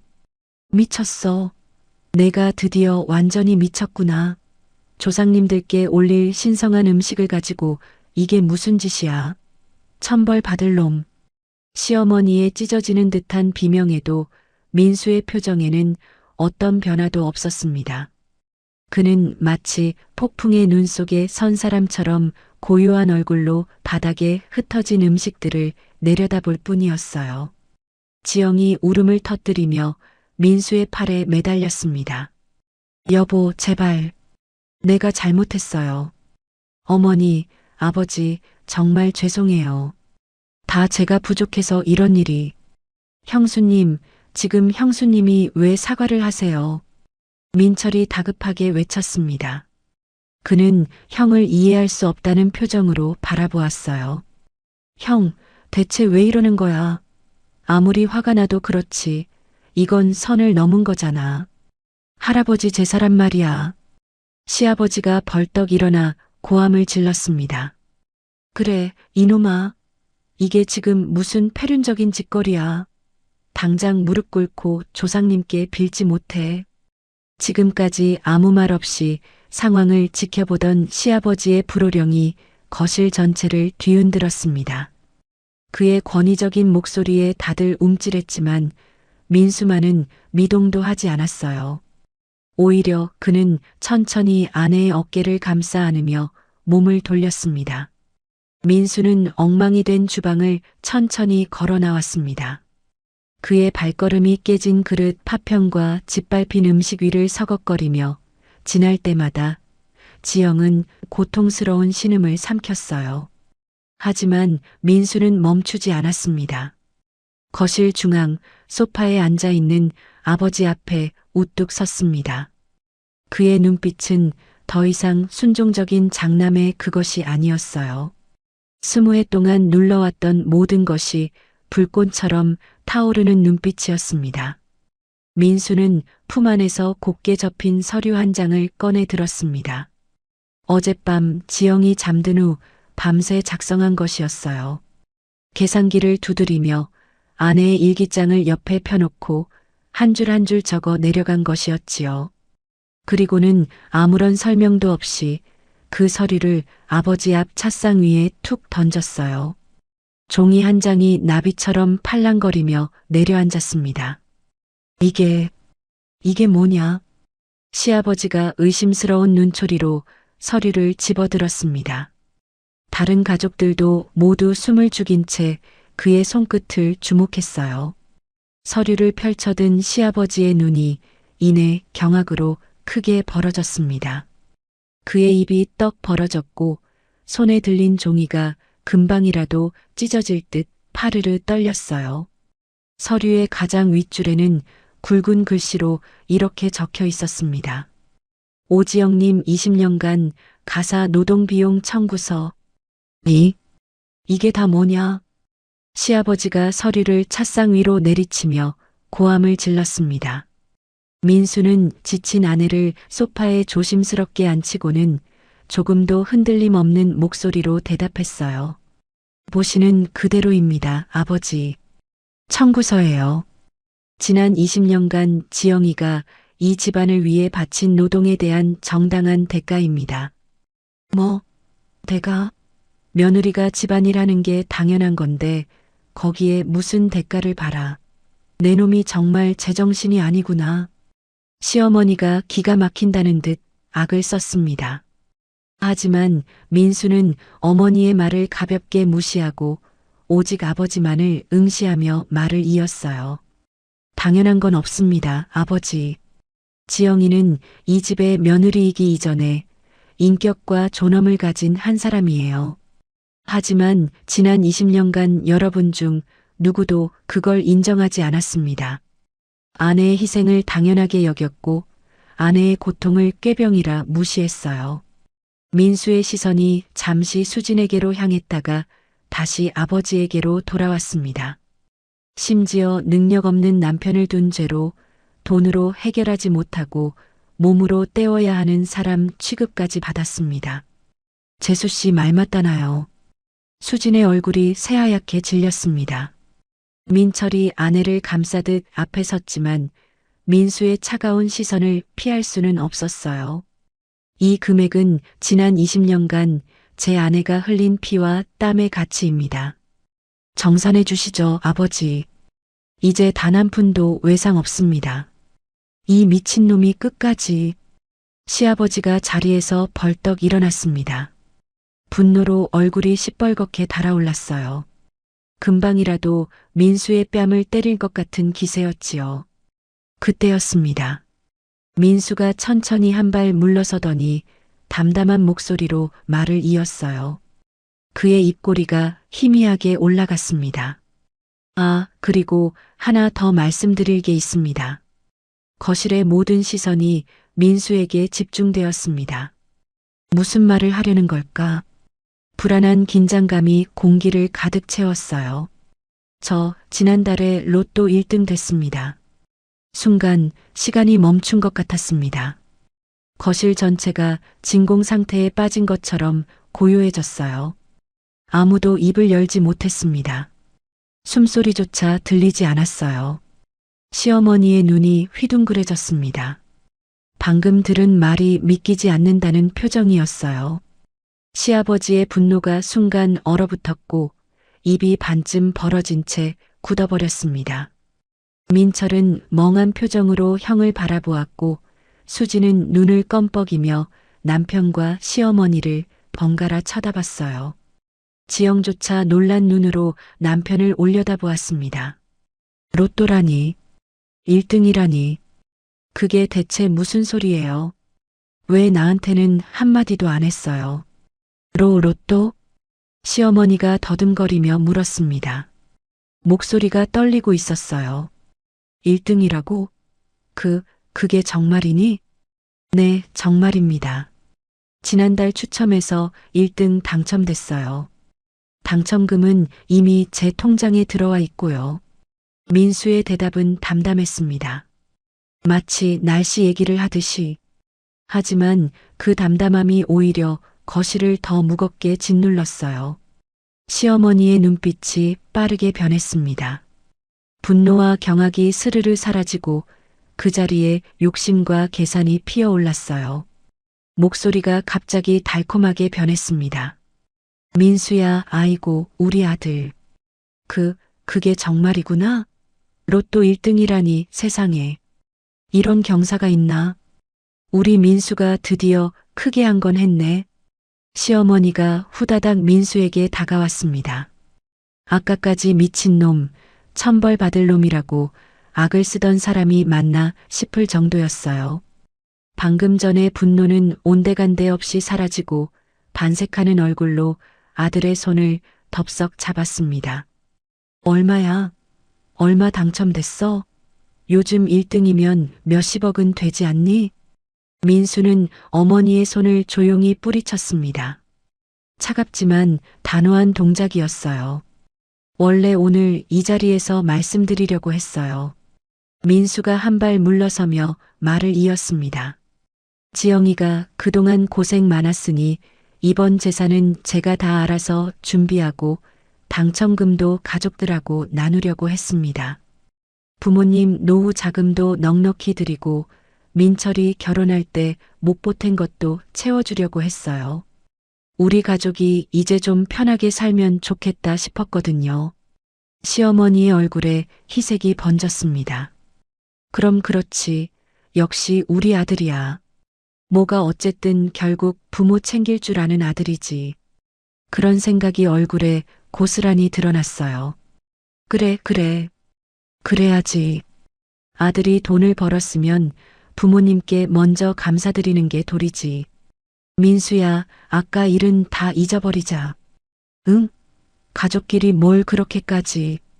근데요, 어머니. 민수가 싸늘하게 어머니의 말을 잘랐습니다. 시어머니의 웃음이 얼어붙었어요. 오늘 다시 보니까 이 집은 답이 없더라고요. 민수의 목소리가 한층 더 차가워졌습니다. 20년 동안 지영이가 피토하며 이래도 돌아오는 건 당연한 거라는 말뿐이에요. 새벽에 쓰러졌다니까 꾀병이라고 하시고 제사 음식 나눠서 하자니까 안 된다고 하시고 근데 재수 씨가 한우 한 덩이 사오니까 효자 며느리라고 추켜 세우시잖아요. 시어머니의 얼굴이 일그러졌습니다. 능력 없는 형은 무시해도 되고 능력 없는 형수는 부려먹어도 되고 그게 이 집 가풍이더라고요. 오늘 확실히 깨달았습니다. 민수야, 그게 무슨... 그러니까 저도 결정했습니다. 민수가 단호하게 말을 끊었어요. 더 이상 호구 노릇 안 합니다. 청구서대로 돈 주세요. 안 그러면 법정에서 뵙겠습니다. 뭐라고... 자, 자식이 부모를 고소해. 시아버지가 경악하며 소리쳤습니다. 핏대가 터질 듯 목에 붉어졌어요. 네. 정 그러시다면요. 저도 이제 물러서지 않을 겁니다. 민수의 대답은 단호했습니다. 민철이 다급하게 끼어들었어요. 형, 잠깐만. 그게 무슨 소리야? 로또 당첨됐으면 좋은 거잖아. 경사난 건데. 갑자기 왜 이래? 우리가 언제 형을. 민철아. 민수가 동생을 똑바로 바라보았습니다. 차가운 눈빛이었어요. 내가 아까 뭐라고 했지? 형은 능력이 부족하다고 했지? 그래. 이제 그 능력 있는 내가 부모님 모셔라. 제사도 명절도 전부 내가 해. 넌 은행 다니면서 돈도 잘 벌잖아. 능력 있으니까 문제 없겠지. 민철의 얼굴이 딱딱하게 굳어졌습니다. 할 말을 잃고 입만 달싹거렸어요. 수지는 뒤에서 새파랗게 질린 채 눈만 껌뻑거리고 있었습니다. 갑자기 자신에게 제사 부담이 넘어올 거라는 생각에 온몸이 얼어붙은 것 같았지요. 그리고 재수 씨, 민수가 시선을 돌렸습니다. 수진이 화들짝 놀라며 몸을 움츠렸어요. 당신이 그렇게 자랑하던 그 능력으로 앞으로 제사 음식 잘 준비하시길 바랍니다. 몸으로 때우든 돈으로 해결하든 그건 이제 당신들 몫이에요. 우리는 빠지겠습니다. 민수의 선언이 거실에 무겁게 내려앉았습니다. 그 한마디가 가족 모두의 가슴에 날카로운 비수처럼 박혔어요. 시어머니는 믿을 수 없다는 표정으로 큰아들을 바라보았고 시아버지는 분노와 경악이 뒤섞인 얼굴로 부들부들 떨고 있었습니다. 빠지다니 그게 무슨 소리야. 내가 장남이잖아. 시어머니가 날카롭게 소리쳤습니다. 하지만 민수는 미동도 하지 않았어요. 그의 눈빛은 이미 모든 결심을 마친 사람의 것이었습니다. 장남이요? 네, 저 장남 맞습니다. 그래서 20년 동안 모든 제사 다 지냈어요. 모든 명절 다 챙겼고요. 부모님 병원도 제가 모셨고 집안 대소사도 제가 다 처리했습니다. 근데 돌아온 게 뭡니까? 민수가 한 발 앞으로 나섰습니다. 그의 목소리는 낮았지만 거실 구석구석까지 또렷하게 울렸어요. 민철이 전세금 2억 보태주실 때 저한테는 손 벌리지 말라고 하셨죠. 민철이 차 바꿀 때 3천만 원 주실 때 저한테는 철 좀 들라고 하셨고요. 재수 씨 생일엔 금기거리 해주시면서 지영이 생일은 기억도 못 하셨잖아요. 시어머니의 얼굴이 일그러졌습니다. 뭔가 반박하려 했지만 입만 달싹일 뿐 말이 나오지 않았어요. 의무는 전부 장남한테, 혜택은 전부 차남한테. 그게 이 집의 규칙이었습니다. 저는 20년 동안 그 규칙을 따랐어요. 근데 이제 보니까 그게 규칙이 아니라 착취였더라고요. 착취? 부모가 자식을 착취해? 이놈이 정말. 시아버지가 손을 들어 올렸습니다. 당장이라도 민수의 뺨을 때릴 기세였어요. 하지만 민수는 피하지 않았습니다. 오히려 아버지를 똑바로 바라보며 입을 열었지요. 때리세요, 아버지. 맞아드릴게요. 근데 맞는다고 제 결심이 바뀌진 않습니다. 시아버지의 손이 허공에서 멈췄습니다. 아들의 눈빛에서 어떤 두려움도 찾아볼 수 없었기 때문이었어요. 오히려 그 눈에는 연민 비슷한 것이 담겨 있었습니다. 불쌍하다는 듯이, 안쓰럽다는 듯이 아버지를 바라보는 아들. 그 눈빛에 시아버지의 분노가 순간 흔들렸어요. 민수야. 시어머니가 갑자기 태도를 바꿨습니다. 목소리가 애원조로 변했어요. 엄마 말 좀 들어봐. 아까 일은 엄마가 좀 심했어. 인정할게. 지영이한테도 미안하게 생각해.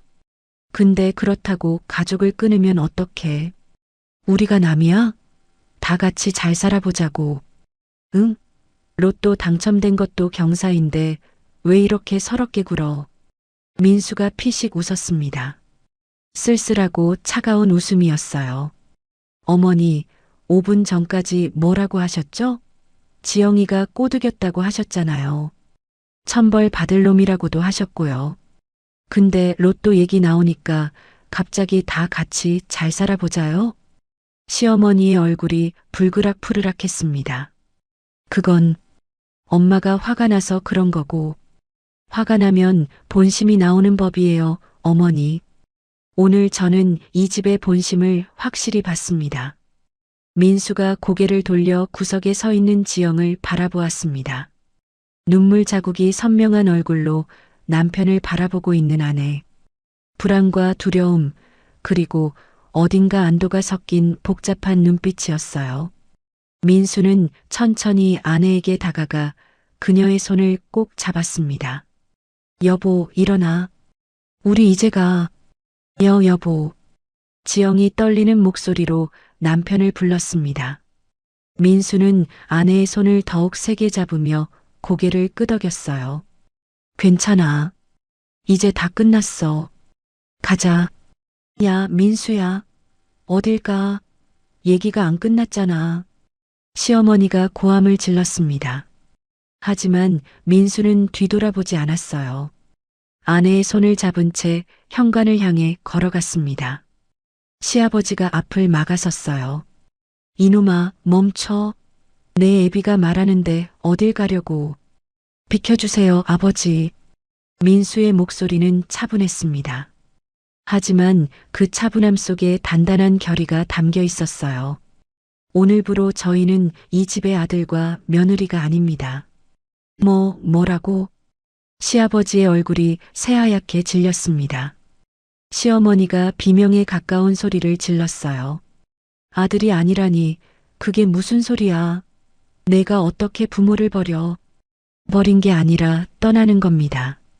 더 이상 일방적으로 희생당하지 않겠다는 거예요. 민수가 아내의 어깨를 감싸 안으며 말했습니다. 저는 더 이상 아버지의 장남, 어머니의 아들이 아닙니다. 그냥 민수예요. 지영이의 남편 민수. 이제부터는 오직 그 이름으로 살겠습니다. 그것은 되돌릴 수 없는 선언이었습니다. 20년간 그를 올가매던 모든 굴레를 스스로 끊어내는 순간이었어요. 시어머니가 울먹이며 매달렸습니다. 민수야, 엄마가 잘못했어. 응? 엄마가 지영이한테 너무 심하게 대한 거 인정할게. 앞으로는 안 그럴게. 제발 이러지 마. 응? 내가 어떻게 엄마한테 이래. 민수는 어머니를 바라보았습니다. 그의 눈에 잠시 복잡한 감정이 스쳤어요. 하지만 이내 고개를 저었습니다. 늦었어요, 어머니. 그 말씀을 10년 전에, 아니 5년 전에만 해주셨어도 달랐을 거예요. 근데 어머니는 그러지 않으셨잖아요. 지영이가 아프다고 해도 꾀병이라고 하셨고, 힘들다고 해도 당연히 해야 할 일이라고 하셨잖아요. 민수는 한숨을 내쉬며 말을 이었습니다. 저도 나쁜 놈이에요. 아내가 그렇게 힘들어하는데 20년 동안 방관했으니까. 근데 이제라도 정신을 차렸어요. 더 늦기 전에 빠져나가려고요. 형? 민철이 조심스럽게 다가왔습니다. 얼굴에는 당혹감과 함께 어딘가 불안한 기색이 어려 있었어요. 형, 잠깐만. 진정하고 다시 생각해봐. 부모님이랑 인연을 끊으면 형도 힘들어. 나중에 후회할 수도 있잖아. 민수가 동생을 바라보았습니다. 후회? 나는 이미 20년을 후회하며 살았어. 왜 그때 지영이 편을 안 들어줬을까? 왜 그때 한마디 못했을까? 매일 밤 그 후회를 삼키며 살았어. 근데 이제 더 이상 그러지 않을 거야. 형? 수진의 얼굴이 더욱 창백해졌습니다. 입술이 파르르 떨렸지만 아무 말도 하지 못했어요. 민수는 지영의 손을 꼭 잡고 현관으로 향했습니다. 등 뒤로 시어머니의 울부짖음과 시아버지의 고함이 쏟아졌어요. 민수야, 어딜 가? 당장 서지 못해. 이 패륜아, 부모를 버리는 놈은 천벌을 받아. 하지만 민수는 단 한 번도 뒤돌아보지 않았습니다. 현관문을 열고 아내와 함께 밖으로 나섰어요. 문이 닫히는 순간 20년간 그를 짓눌러왔던 무거운 짐이 어깨에서 떨어져 나가는 것 같았습니다. 쿵! 굳게 닫힌 현관문이 모든 소음을 차단했습니다. 집 안에는 아수라장이 된 주방, 흩어진 음식들, 그리고 깨진 관계의 파편들만이 남아 적막하게 흩날리고 있었어요. 육중한 현관문이 닫히는 소리와 함께 세상이 둘로 나뉘었습니다. 문 안쪽에는 20년의 세월을 송두리째 부정하는 저주와 폭언이 남았고, 문 바깥쪽에는 차가운 밤 공기와 위태로운 두 사람만이 서 있었어요. 등 뒤에서 시어머니의 울부짖음이 희미하게 문을 울렸지만 민수는 뒤돌아보지 않았습니다. 그는 지영의 손을 꼭 잡은 채 도망치듯 아파트 복도를 가로질렀어요. 지영의 손이 떨리고 있었습니다. 아니, 온몸이 떨리고 있었어요. 민수도 마찬가지였습니다. 방금 자신이 무슨 일을 저질렀는지 서서히 실감이 나기 시작했거든요. 엘리베이터 앞에 서서 버튼을 누르는데 손가락이 떨려서 몇 번이나 빗나갔습니다. 지영이 걱정스러운 눈으로 남편을 바라보았어요. 여보, 괜찮아. 괜찮아, 지영아. 민수가 애써 웃어 보였습니다. 하지만 그 웃음은 어딘가 불안정해 보였어요. 엘리베이터가 도착하고 두 사람은 말없이 안으로 들어섰습니다. 문이 닫히자 좁은 공간에 무거운 침묵이 내려앉았어요. 여보, 나 때문에. 지영이 입을 열었지만 말끝을 잇지 못했습니다. 눈에 눈물이 그렁그렁 맺혀 있었어요. 민수가 아내의 어깨를 감싸 안았습니다. 당신 때문 아니야. 진작했어야 할 일이었어. 내가 너무 늦은 거야. 엘리베이터가 지하 주차장에 도착했습니다. 문이 열리자 싸늘한 공기가 두 사람을 감쌌어요. 콘크리트 냄새와 함께 희미한 기름 냄새가 코끝을 찔렀습니다. 민수는 아내의 손을 이끌고 자신의 차를 향해 걸었어요. 차 앞에 멈춰선 민수가 리모컨 키를 눌렀습니다. 삑 하는 짧은 소리와 함께 잠금이 풀렸어요. 평소와 똑같은 소리인데 오늘따라 유난히 크게 들렸습니다. 그는 조수석 문을 열어 아내를 태우고 자신도 운전석에 올라탔어요. 시동을 걸자 부드러운 엔진음이 울렸습니다. 하지만 민수는 바로 출발하지 않았어요. 핸들을 잡은 손이 떨리고 있었기 때문이었습니다. 백미러로 지하 주차장 입구가 보였어요. 혹시 누가 쫓아올까봐, 아니 쫓아오면 어쩌나 싶은 마음과 쫓아와 주면 좋겠다는 마음이 복잡하게 뒤엉켜 있었지요. 여보. 지영이 조심스럽게 입을 열었습니다. 정말 괜찮은 거야? 민수가 고개를 돌려 아내를 바라보았습니다. 창백한 얼굴에 눈물 자국이 선명했어요. 이마에는 땀이 맺혀 있었고 입술은 파르르 떨리고 있었습니다. 20년 동안 고통받아온 흔적이 그 얼굴에 고스란히 새겨져 있었지요. 민수는 손을 뻗어 아내의 볼을 부드럽게 감싸 안았습니다. 괜찮아. 아니, 이제야 괜찮아질 거야. 차가 천천히 지하 주차장을 빠져나왔습니다. 어둠을 뚫고 지상으로 올라오자 밤하늘에 별이 총총히 박혀 있었어요. 평소에는 눈에 들어오지도 않던 별들이 오늘따라 유난히 밝게 빛나고 있었습니다. 한참을 달리는 동안 두 사람 사이에는 침묵만이 흘렀습니다.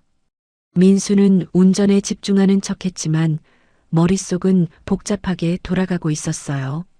정말 잘한 걸까? 너무 급하게 결정한 건 아닐까?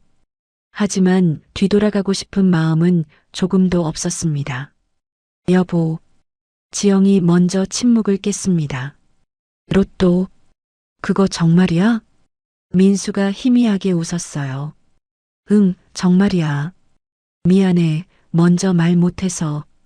깜짝 놀래켜 주려고 숨긴 건데. 이렇게 될 줄은 몰랐어. 언제? 언제 당첨된 거야? 지난달. 당신이 외할머니 제사 준비하느라 정신없을 때 습관처럼 산 거였는데 번호가 맞더라고. 처음에는 나도 믿기지 않았어. 지영이 멍한 표정으로 남편을 바라보았습니다. 그래서 오늘 그렇게 당당하게 나온 거야? 민수가 고개를 저었어요. 아니, 돈 때문에 그런 거 아니야. 당신이 쓰러진 거 보고 정신이 번쩍 났어. 일기장 읽고 더 확실해졌고, 로또가 없었어도 오늘 같은 일은 언젠가 터졌을 거야. 그냥 로또 덕분에 더 담대해진 것뿐이야. 지영의 눈에서 눈물이 흘러내렸습니다. 나 때문에 당신이 부모님하고 당신 때문 아니야. 민수가 단호하게 말했어요. 나 때문이야. 20년 동안 당신 고생하는 거 보면서도 방관한 내가 문제였어. 어머니 눈치 보고 아버지 눈치 보고 장남이니까 참아야 한다고 가족이니까 넘어가야 한다고 그렇게 비겁하게 살았어. 그의 목소리가 떨렸습니다. 당신 일기장 읽으면서 얼마나 가슴이 찢어지던지 내가 준 파스 한 장에 당신이 얼마나 절망했는지 나는 그때 몰랐어. 아니, 알려고 하지 않았어. 그게 더 나쁜 거지. 여보, 미안해. 정말 미안해. 너무 늦어서 정말 미안해. 민수의 눈에도 눈물이 맺혔습니다. 20년 동안 참아왔던 감정들이 한꺼번에 밀려오는 것 같았어요. 그는 차를 갓길에 세웠습니다. 그리고 안전벨트를 풀고 아내 쪽으로 몸을 돌렸어요. 지영이 먼저 울음을 터뜨렸습니다. 참았던 눈물이 본물처럼 쏟아졌어요. 민수는 그런 아내를 품에 끌어안았습니다. 좁은 차 안에서 두 사람은 서로를 꼭 껴안은 채 한참을 울었습니다. 고마워요, 여보. 오늘 정말 고마워요. 지영이 흐느끼며 말했어요. 20년 동안 단 한 번도 내 편 들어주는 사람이 없었는데 오늘 당신이 그렇게 해주니까 너무 고마워서 미안해. 진작 그랬어야 하는데 왜 이제서야 이런 거야 나는. 두 사람은 한참 동안 서로를 아는 채 눈물을 흘렸습니다. 차창 밖으로 가로등 불빛이 흐릿하게 번져 보였어요. 20년간 쌓여왔던 서름과 분노, 그리고 후회가 눈물이 되어 흘러내렸습니다. 얼마나 지났을까요? 지영이 먼저 몸을 일으키며 눈물을 닦았습니다. 우리 이제 어떡해요? 일단 오늘은 호텔 가자. 거기서 푹 쉬어. 당신 오늘 너무 힘들었잖아. 우리 집에는 못 가요? 당분간은 피하는 게 좋을 것 같아. 아마 전화가 폭탄처럼 쏟아질 거야. 당신한테 그 스트레스 받게 하고 싶지 않아. 민수가 다시 시동을 걸었습니다. 차가 부드럽게 움직이기 시작했어요. 내일 정신 좀 차리면 계획 세우자. 앞으로 어떻게 살지, 어디서 살지, 다 당신하고 상의해서 정할게. 지영이 고개를 끄덕였습니다. 그러다 문득 무언가 생각난 듯 입을 열었어요. 여보, 나 솔직히 말해도 돼? 응, 말해. 나 오늘 처음으로 후련했어. 민수가 아내를 바라보았습니다. 지영의 눈가에는 아직 눈물 자국이 남아 있었지만 입가에는 희미한 미소가 번지고 있었어요. 시어머니한테 대들고 당신 손잡고 그 집을 뛰쳐나오는 순간 무서웠는데 너무 후련했어요. 20년 묵은 체증이 한 번에 내려가는 기분이었어요. 이렇게 시원한 적이 처음이야. 민수도 웃었습니다. 눈물과 웃음이 뒤섞인 얼굴이었어요. 나도 그래. 무섭기도 하고 후련하기도 하고. 근데 후회는 없어. 하나도. 차는 어느새 호텔 주차장으로 들어서고 있었습니다. 불빛이 환하게 빛나는 건물이 두 사람을 맞이했어요. 모든 것을 버리고 나왔지만 이상하게도 두렵지 않았습니다. 지영이 남편의 손을 꼭 잡았습니다. 여보, 고마워요. 정말, 나야말로 고마워. 20년 동안 참아줘서, 포기하지 않고 내 곁에 있어줘서. 두 사람은 손을 잡은 채 차에서 내렸습니다. 밤 공기가 차가웠지만 마주 잡은 손은 따뜻했어요. 이것은 끝이 아니라 시작이었습니다. 고통스러운 결별을 통해 얻어낸 새로운 출발. 지난 20년간 그들을 짓눌러왔던 굴레에서 벗어나는 아프지만 시원한 해방의 순간이었지요. 다음 날 민수와 지영은 집으로 돌아왔습니다. 현관문을 열자 익숙한 공기가 코끝을 스쳤어요. 거실에는 며칠 전 급하게 나오느라 그대로 둔 물건들이 어지럽게 놓여 있었습니다. 지영이 조용히 집 안을 둘러보았어요. 여보, 우리 진짜 돌아온 거야. 그래. 여기가 우리 집이니까. 민수가 아내의 어깨를 가볍게 두드렸습니다. 그날 저녁 아이들이 학교에서 돌아왔어요. 고등학교 2학년인 큰아이와 중학교 3학년인 둘째가 현관에 들어서며 부모를 번갈아 보았습니다. 아빠, 엄마, 무슨 일 있었어요? 할머니한테서 이상한 연락 왔는데. 큰아이의 물음에 민수가 담담하게 대답했어요. 할머니네랑 좀 정리할 일이 있었어. 앞으로 명절이나 제사 때 할머니 집 안 가도 돼. 진짜요? 둘째가 눈을 동그랗게 떴습니다. 매번 제사 때마다 할머니 집에 끌려가 어른들 시중을 들어야 했던 기억이 떠올랐어요. 응. 이제 우리 식구끼리만 편하게 지내자. 지영의 목소리는 차분했지만 단단했습니다. 아이들은 서로 눈빛을 교환하더니 고개를 끄덕였어요. 솔직히 말하면 아이들도 제사 때마다 할머니 집 가는 게 힘들었거든요. 새벽부터 일어나 차를 타고 도착하면 온종일 심부름이었습니다. 할머니는 늘 작은아버지네 사촌들만 예뻐했고요. 다음 날부터 일상이 다시 시작되었습니다. 민수는 평소처럼 출근했어요. 회사에서의 업무는 달라진 게 없었지만 마음만은 한결 가벼웠습니다. 점심시간에 동료가 물었어요. 김대리, 요즘 표정이 좋아 보이네. 무슨 좋은 일 있어? 글쎄요. 그냥 좀 정리할 게 정리됐다고 해야 하나. 민수는 웃으며 대답했습니다. 40이 넘도록 짊어졌던 짐을 내려놓으니 어깨가 가벼웠어요. 퇴근길에 아내에게 전화를 걸었습니다. 여보, 오늘 병원 갔다 왔어? 응. 손목 검사 받았어. 한 달 정도 물리치료 받으면 많이 좋아질 거래. 잘 됐다. 이제 무리하지 마.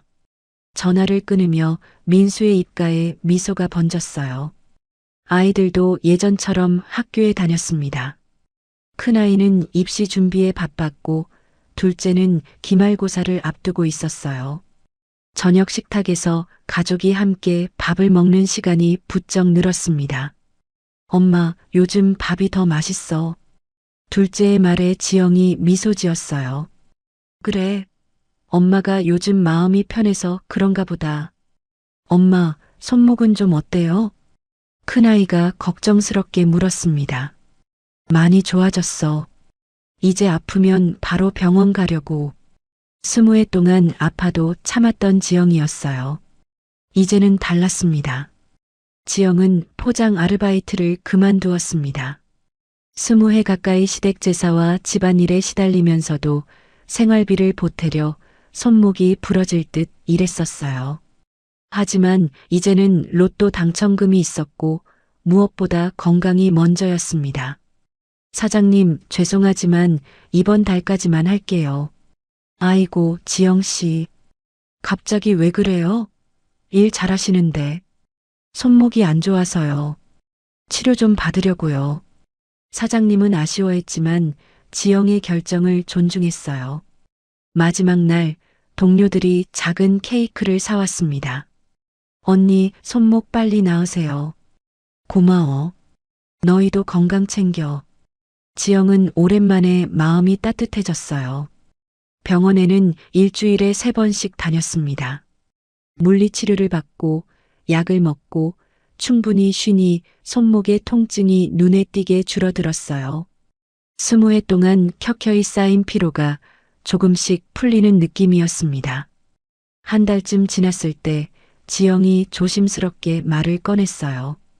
여보, 나 그림 배워보고 싶어. 민수가 눈을 크게 떴습니다. 그림? 갑자기는 아니야. 사실 젊었을 때 미술 전공하고 싶었거든. 근데 집안 형편 때문에 포기했었어. 지영의 눈빛이 아련하게 흔들렸어요. 그래, 몰랐네. 그럼 배워. 당신이 하고 싶은 거 다 해. 민수의 대답에 지영의 얼굴이 환하게 밝아졌습니다. 정말? 돈 들 텐데. 로또 당첨금 뭐에 쓰겠어. 당신 행복하게 사는데 쓰는 거지. 그 주말 지영은 집 근처 문화센터에 등록했어요. 수채화 기초반이었습니다. 첫 수업날 붓을 잡은 손이 떨렸어요. 20회 만에 다시 잡는 붓이었습니다. 시어머니의 연락은 끊이지 않았습니다. 처음에는 하루에 10통씩 전화가 왔어요. 민수는 받지 않았습니다. 그러자 문자가 쏟아졌어요. 민수야, 엄마다. 전화 좀 받아라. 그날 일은 엄마가 좀 심했다. 얘기 좀 하자. 지영이한테 미안하다고 전해라. 제사 음식 안 해도 된다. 민수는 문자를 읽고 코웃음을 쳤어요. 20회 동안 단 한 번도 미안하다는 말을 안 하시더니 이제 와서 그런 말씀을 하시다니요. 여보, 어머니한테서 또 연락 왔어? 지영이 물었습니다. 응, 무시해. 그래도 부모님인데 20년 동안 당신 고생시킨 부모야. 이제 좀 쉬어. 민수의 단호한 말에 지영은 더 이상 말을 잇지 못했어요. 시어머니는 급기야 집으로 찾아왔습니다. 초인종이 울리고 민수가 인터폰 화면을 보니 어머니가 서 계셨어요. 민수야, 문 열어. 엄마야. 민수는 인터폰 전원을 껐습니다. 시어머니는 30분 넘게 문 앞에서 버티다가 결국 돌아갔어요. 그 뒤로도 몇 번 더 찾아왔지만 민수는 끝내 문을 열지 않았습니다. 민수와 지영은 저녁마다 이사 계획을 논의했어요. 여보, 애들 졸업하면 이사 갈까? 어디로? 부산 어때? 바다도 있고 여기보다 물가도 싸고. 지영의 눈이 반짝였습니다. 부산. 좋다. 거기 가면 진짜 새 출발 같을 것 같아. 큰애 대학 가면 움직이자. 둘째는 전학시키고. 민수의 계획에 지영이 고개를 끄덕였어요. 처음으로 시댁 눈치 보지 않고 미래를 그려보는 거였습니다. 여보, 고마워. 이렇게 결정해줘서. 무슨 소리야? 진작 이랬어야 했어. 두 사람은 손을 꼭 잡았습니다. 한편 시댁의 상황은 급격히 나빠지고 있었어요. 민수가 떠난 뒤 첫 번째 제사가 다가왔습니다. 시어머니가 민철에게 전화를 걸었어요. 민철아, 이번 제사 내가 준비해야 한다. 어머니, 저 요즘 은행 일이 바빠서요. 수진이한테 얘기해 볼게요. 뭐? 내가 아들인데 며느리한테 떠넘겨? 시어머니의 목소리가 날카로워졌어요. 하지만 민철은 시큰둥하게 대답하고 전화를 끊었습니다. 수진에게 제사 준비를 부탁하자 반응은 더 차가웠어요. 나보고 어쩌라고? 나 그런 거 해본 적 없어. 그래도 어머니가 하래잖아. 형수님이 하던 거잖아. 갑자기 나보고 하라고? 수진의 목소리가 높아졌습니다. 민철도 지지 않았어요. 그럼 어떡해? 형이 안 하겠다는데. 그건 당신네 집안일이지. 왜 나한테 화를 내? 첫 번째 다툼이었습니다. 결국 제사는 배달 음식으로 대충 차려졌어요. 시아버지는 초라한 제사상을 보며 한숨을 쉬었습니다. 이게 뭐냐?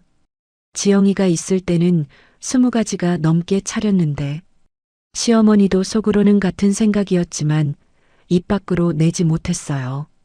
민철과 수진 사이는 급격히 나빠졌습니다. 시댁에서 수진에게 요구하는 일이 부쩍 늘었어요. 부모님 병원 모시기, 집안 대소사 연락, 명절 준비. 전에는 지영이 도맡아 하던 일들이었습니다. 당신 나보고 매번 이러라는 거야? 나도 직장인이야. 나도 바쁘다고. 은행이 얼마나 빡빡한데. 다툼이 잦아졌어요. 밤늦게까지 고함 소리가 이어졌습니다. 시어머니는 방문 너머로 들려오는 소리에 잠을 이루지 못했어요. 저것들이 왜 저러나? 시아버지가 중얼거렸습니다. 큰애가 있을 때는 저런 일 없었는데 그 말에 시어머니는 아무 대꾸도 하지 못했어요. 가슴 한구석이 뜨끔했습니다. 수지는 회사에서도 힘들어졌어요. 시댁 일 때문에 야근을 못하는 날이 늘었고 중요한 프로젝트에서 빠지게 되었습니다. 승진 이야기는 쏙 들어갔어요. 시어머니의 구박도 시작되었습니다. 수진아, 지영이는 알바하면서도 다 해냈어. 넌 대기업 다닌다면서 그것도 못해? 그 말에 수진은 이를 악물었어요. 자신이 그토록 무시했던 형님의 자리가 얼마나 무거운 것이었는지 비로소 깨달았습니다. 2달이 흘렀습니다. 민순의 가족은 평화로운 일상을 되찾았어요. 지영의 손목은 거의 다 나았고 수채화 실력도 제법 늘었습니다. 첫 작품을 완성한 날 지영이 수줍게 그림을 내밀었어요. 여보, 이거 봐. 바다 풍경이었습니다. 서툴지만 따뜻한 그림이었어요. 와, 잘 그렸네. 부산 바다 같다. 응. 우리 이사 가면 진짜 바다 보면서 그리고 싶어. 민수는 아내의 그림을 거실에 걸었습니다.